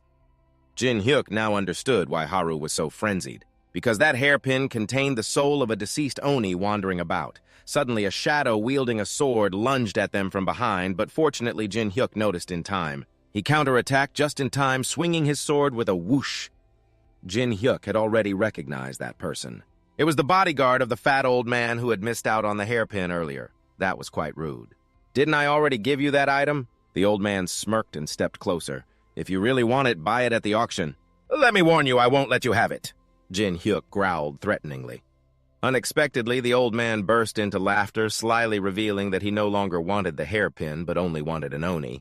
A real one like Haru. Provoked Haru's blood boiled as she drew her sword and charged straight at the old man. The old man was not to be underestimated, either pulling out a heavy iron hammer. The gigantic hammer slammed down on her while Jin Hyuk, busy warning Haru not to get agitated, nearly got pierced in the face by the sharp blade of that bodyguard. His moves were so fast and powerful that Jin Hyuk guessed his skill level might even surpass Hendrix on Haru's side. After realizing that this old man was quite strong but very slow, he decided to use a refined technique to solo him. However, just as Haru was frantically attacking, the old man pressed something on the hammer. This caused a torrent of toxic gas to pour out, and Haru turned pale, quickly covering her nose, reminding herself to stop breathing immediately. The poison made her lose her composure in an instant, and the old man quickly pinned her to the ground. "Remember, little demon, once you reach the 50th floor, you'll realize that all tower climbers possess a trump card. This is a paralyzing toxin used in the poison needles of those despicable goblins. I have improved it and turned it into gas. You won't be able to move even a finger for a while. I don't care about your revenge responsibilities. So there's no need to be angry. Your life will not end. It will only begin anew. To make you obey me, I will cut some of your ligaments. You should feel honored." When he was to live as an item in my collection, he screamed and immediately pulled out a knife from his body, preparing to stab Hario, but at that very moment, Jin Hyuk appeared just in time like a god with a cold sword cutting across the old man's arm in a sharp line. "You seem curious to see that I can still move, huh? Unfortunately, the poison has no effect on me. You are so ugly and worthless that you are not worth my attention, so I will just deal with you." Jin Hyuk spoke in a steady voice before the terrified expression of the old man. The severed arm sprayed ketchup everywhere, causing him to writhe in pain on the ground, squealing like a pig being slaughtered, and before he could hide his other hand, the bodyguard appeared. "You are quite quick, aren't you? If you had reacted a bit slower, it would have been bad," Duyan-Hu said, then opened a magic circle and unleashed the 5-finger spirit bullet, causing the ground beneath the bodyguard to explode like fireworks on New Year's Day. Something had blocked his attack. He was proficient in both sword and magic. Did he possess a hidden profession? The pressure was immense. It felt like facing a veteran tower climber. The bodyguard was sweating profusely, pale-faced. Thinking to himself, realizing the situation was dire, he approached to suggest to the old man, "Hurry up and retreat to treat your wounds," but he stubbornly refused, not wanting to miss Hario standing right in front of him, sweet-talking and not listening, just wanting to fight. The bodyguard, losing patience, pointed his sword straight at the old man's face, growling, "Have you forgotten the terms of the contract? In exchange for your protection while I fight the opponent, you are not to interfere. Get lost." The bodyguard threatened, and the old man was so scared he wanted to wet his pants, scurrying away like a rabbit because he couldn't get Hario. This greedy old man turned to snatch the hairpin and ran off. Haru was determined not to let him escape so easily, immediately drawing her sword to chase after him. But halfway there, she was obstructed by the bodyguard. Jin Hyuk, seeing this from behind, rushed in to assist Haru, his counterattacks ringing out fiercely. "Where do you think you're going? If you've started the battle, you should follow through to the end." Jin Hyuk frowned, asking with a raised chin. In the quiet of the night, Jin Hyuk and the bodyguard clashed fiercely as if there was no end, neither willing to give in. The surrounding scene quickly became devastated. Competing with him made Jin Hyuk feel a bit regretful that a talent like him was wasted in such a filthy place. In such filthy places. "It helped me meet a strong person like you." The bodyguard laughed, saying, "What, you're just a scared little mouse running away from continuing to climb the tower." Jin Hyuk's words successfully provoked the bodyguard's pride, causing a surge of anger that made him go insane, his strength and speed of attack becoming increasingly fierce. But no matter how strong he was in the end, he still had to take a fatal blow from Duyan-Hu with his ketchup spilling out. Spilling like floodwaters in the rainy season, in his dying moments, he vaguely remembered where he had set foot on the 431st floor, where he had seen the true form of the treacherous tower. Deceit, betrayal, and so on, all the lowest forms of humanity. After being betrayed by his teammates, he lost his eyes there. "In this filthy place, at least, the people here do not hide their filth from others." The bodyguard let out a scream and suddenly lunged with his sword, aimed straight at Jin Hyuk. but Jin Hyuk quickly dodged to the side, causing the sword to slam down into the ground, shattering the bricks like an earthquake had just passed. He knew that very well since the moment he was betrayed and killed, that terrible feeling. But do you know that your mentality is too weak? If you are really that strong, then hurry up and climb higher to deal with those who betrayed you. Du Yanhu roared and then fiercely swung his fist. But do you know that your mentality is too weak? If you are truly as strong as that, then hurry up and climb higher to deal with those who have betrayed you. Jin Hyuk roared and aggressively swung his fist in a massage motion. The bodyguard was thrown back 10 meters by the overwhelming force of the drunken man, crashing into the rubble, still unable to regain his composure. Then he was hit again by a powerful dark force coming from Jin Hyuk's position. I won't run like you because I will destroy those damn traitors. Jin Hyuk gritted his teeth, his hands continuously channeling immense power around him. His agonizing screams echoed through the silent night. On this side, the fat old man hurriedly fled after stealing the hairpin. Just as he was about to reach the main road, Sukana had to return to meet his ancestors under the blade. The sharpness of Haru's blade spared him for his greed. Stupidity leads to death, not illness. After dealing with that old pest, Haru accidentally picked up something. A golden card fell from the old man's body. Jin Hyuk surprisingly spared the bodyguard at the last moment, leaving him confused about the reason. You still have things to do, right? Those bastards did this to your eyes. Destroy them all. Jin Hyuk turned his head and quietly said, Once I'm done, I will come find you and make you regret not dealing with me today. The bodyguard smirked in response. Jin Hyuk was also looking forward to that day, his cool demeanor forgiving Jin Hyuk's enemy, which left a strong impression on the bodyguard who guessed that he empathized with him. Perhaps it was because they both wanted revenge, but Jin Hyuk remained silent, not wanting to respond to those assumptions. At that time, Haru had returned home to inform Jin Hyuk that she had dealt with the fat old man, while also showing him the golden card she had picked up from him, which seemed to be linked to the auction house. But this could not be used for transactions. Usually such items are keys that allow participation in high-class auctions where one could acquire truly rare items. Jin Hyuk examined the card in his hand, unable to hide his excitement, when suddenly Haru bowed her head and apologized to Jin Hyuk for being angry and putting everyone in danger. Jin Hyuk was not angry or resentful. He gently patted her head and said, It's okay, I know how much that hairpin means to you. I can still handle it. But remember, there are times when you shouldn't focus on your desire for revenge. Haru remembered Jin Hyuk's words and smiled softly, nodding at him thanks to the secret key she had found. Jin Hyuk and Haru successfully entered the exclusive auction for the elite after a long wait observing the auction that was about to begin. It concluded with a final luxurious item causing the surrounding customers with bull-headed and horse-faced appearances to suddenly show strange excitement. The entire hall immediately erupted in noise, making Jin Hyuk very curious about what was about to happen, as a gigantic cage gradually descended from above. Covered with a red cloth, Jin Hyuk guessed it must be some mysterious creature or divine beast. But at the moment the red cloth was lifted, what struck Jin Hyuk's eyes was a slender girl bound in chains, making him unable to hold back a curse at the brutality of this auction organization. The aura was truly astonishing. He was sure she came here with no good intentions, but besides the aura, he also sensed the pure mana of a high elf, a dark elf. These were the variants whose ancestors had come into contact with demonic energy.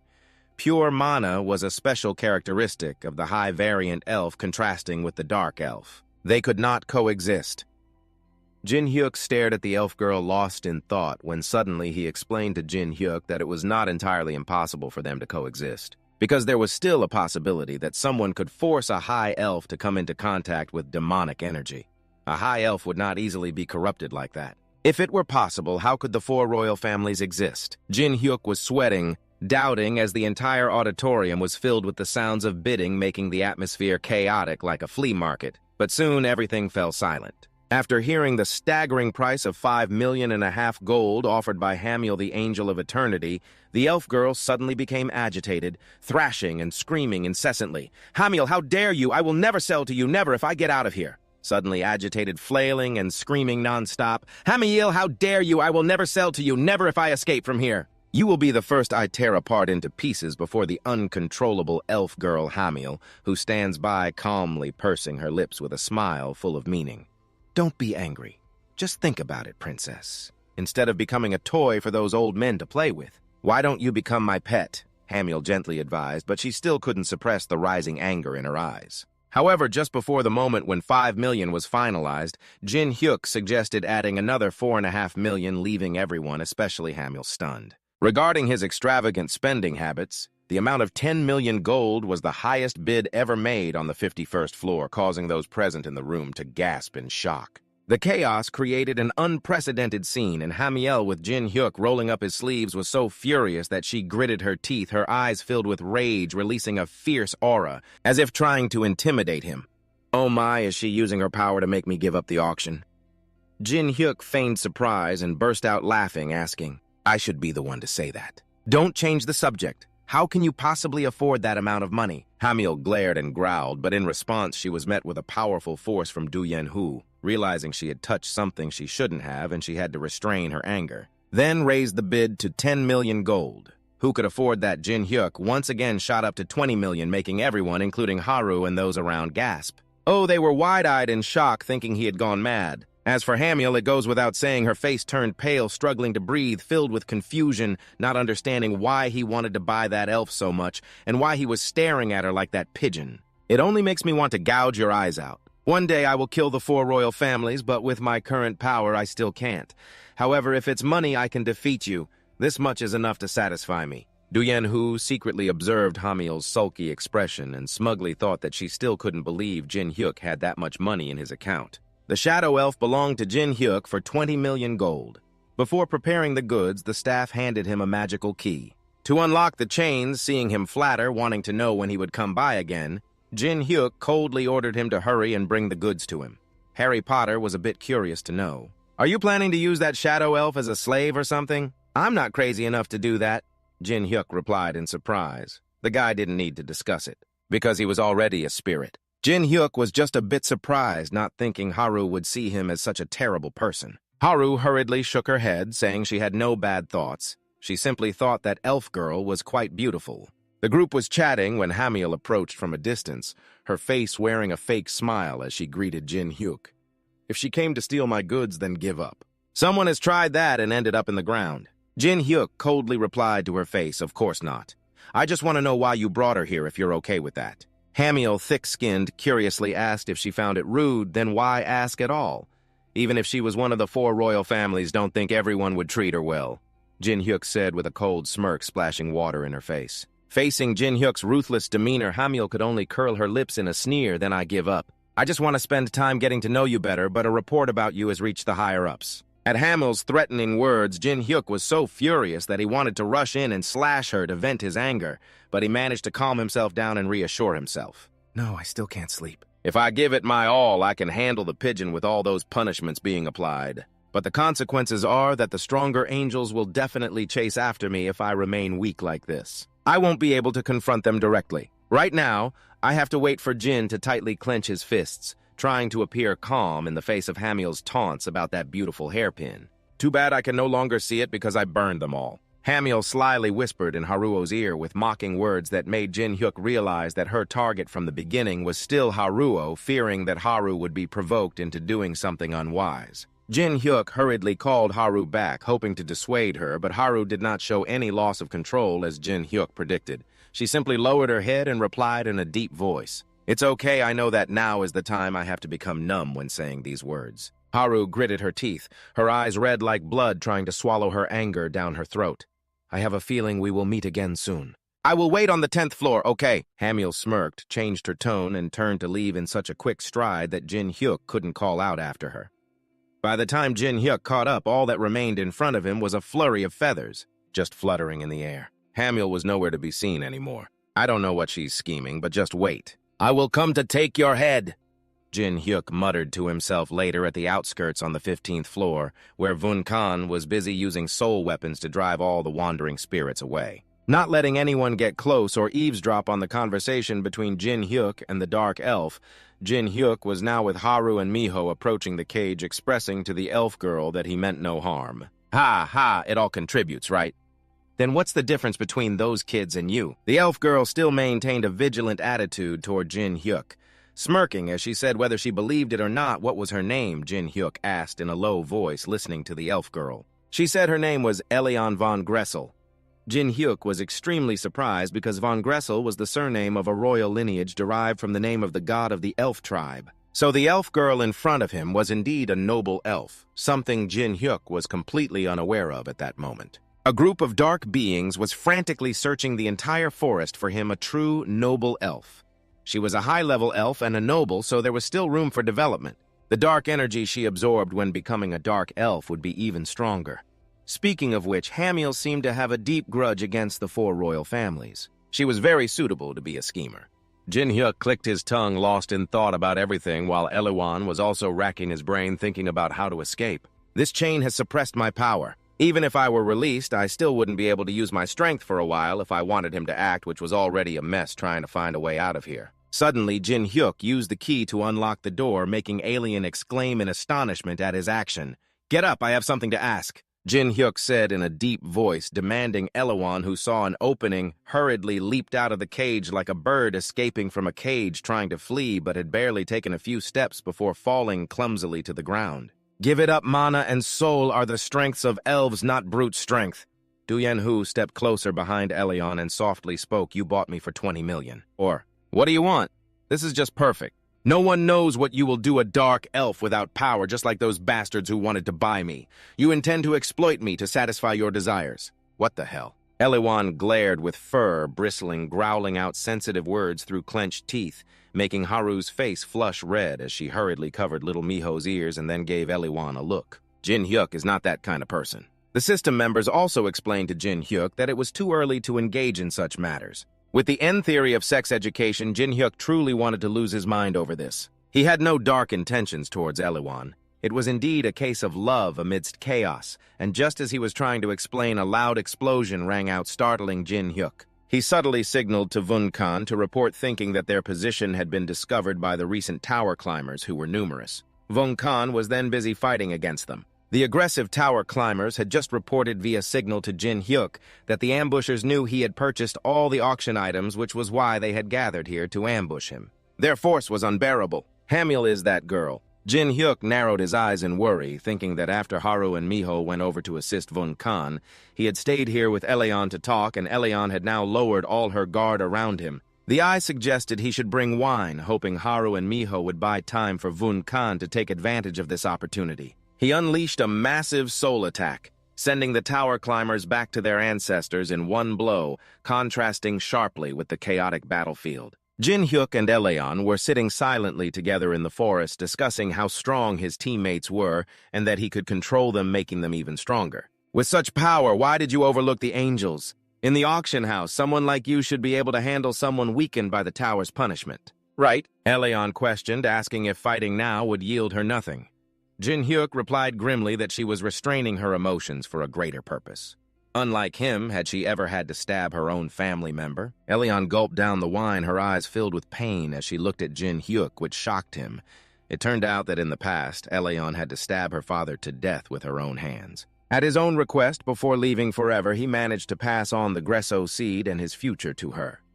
Elion's brother Elias had betrayed their clan to the four royal clans. In exchange for power for himself, just before he caught up with her, her father had shouted for her to quickly eat that Gresso seed, but his words had not finished. He had to fall silent after Hamiel's sharp blade, and the Gresso seed Elion held was also shattered into pieces by Hamiel, not stopping there. She used pure magic to corrupt her. She wanted to trample the honor of a noble high elf like her underfoot, causing her to fall deeper into despair. After that, Elion was sold into slavery and met Jin Hyuk.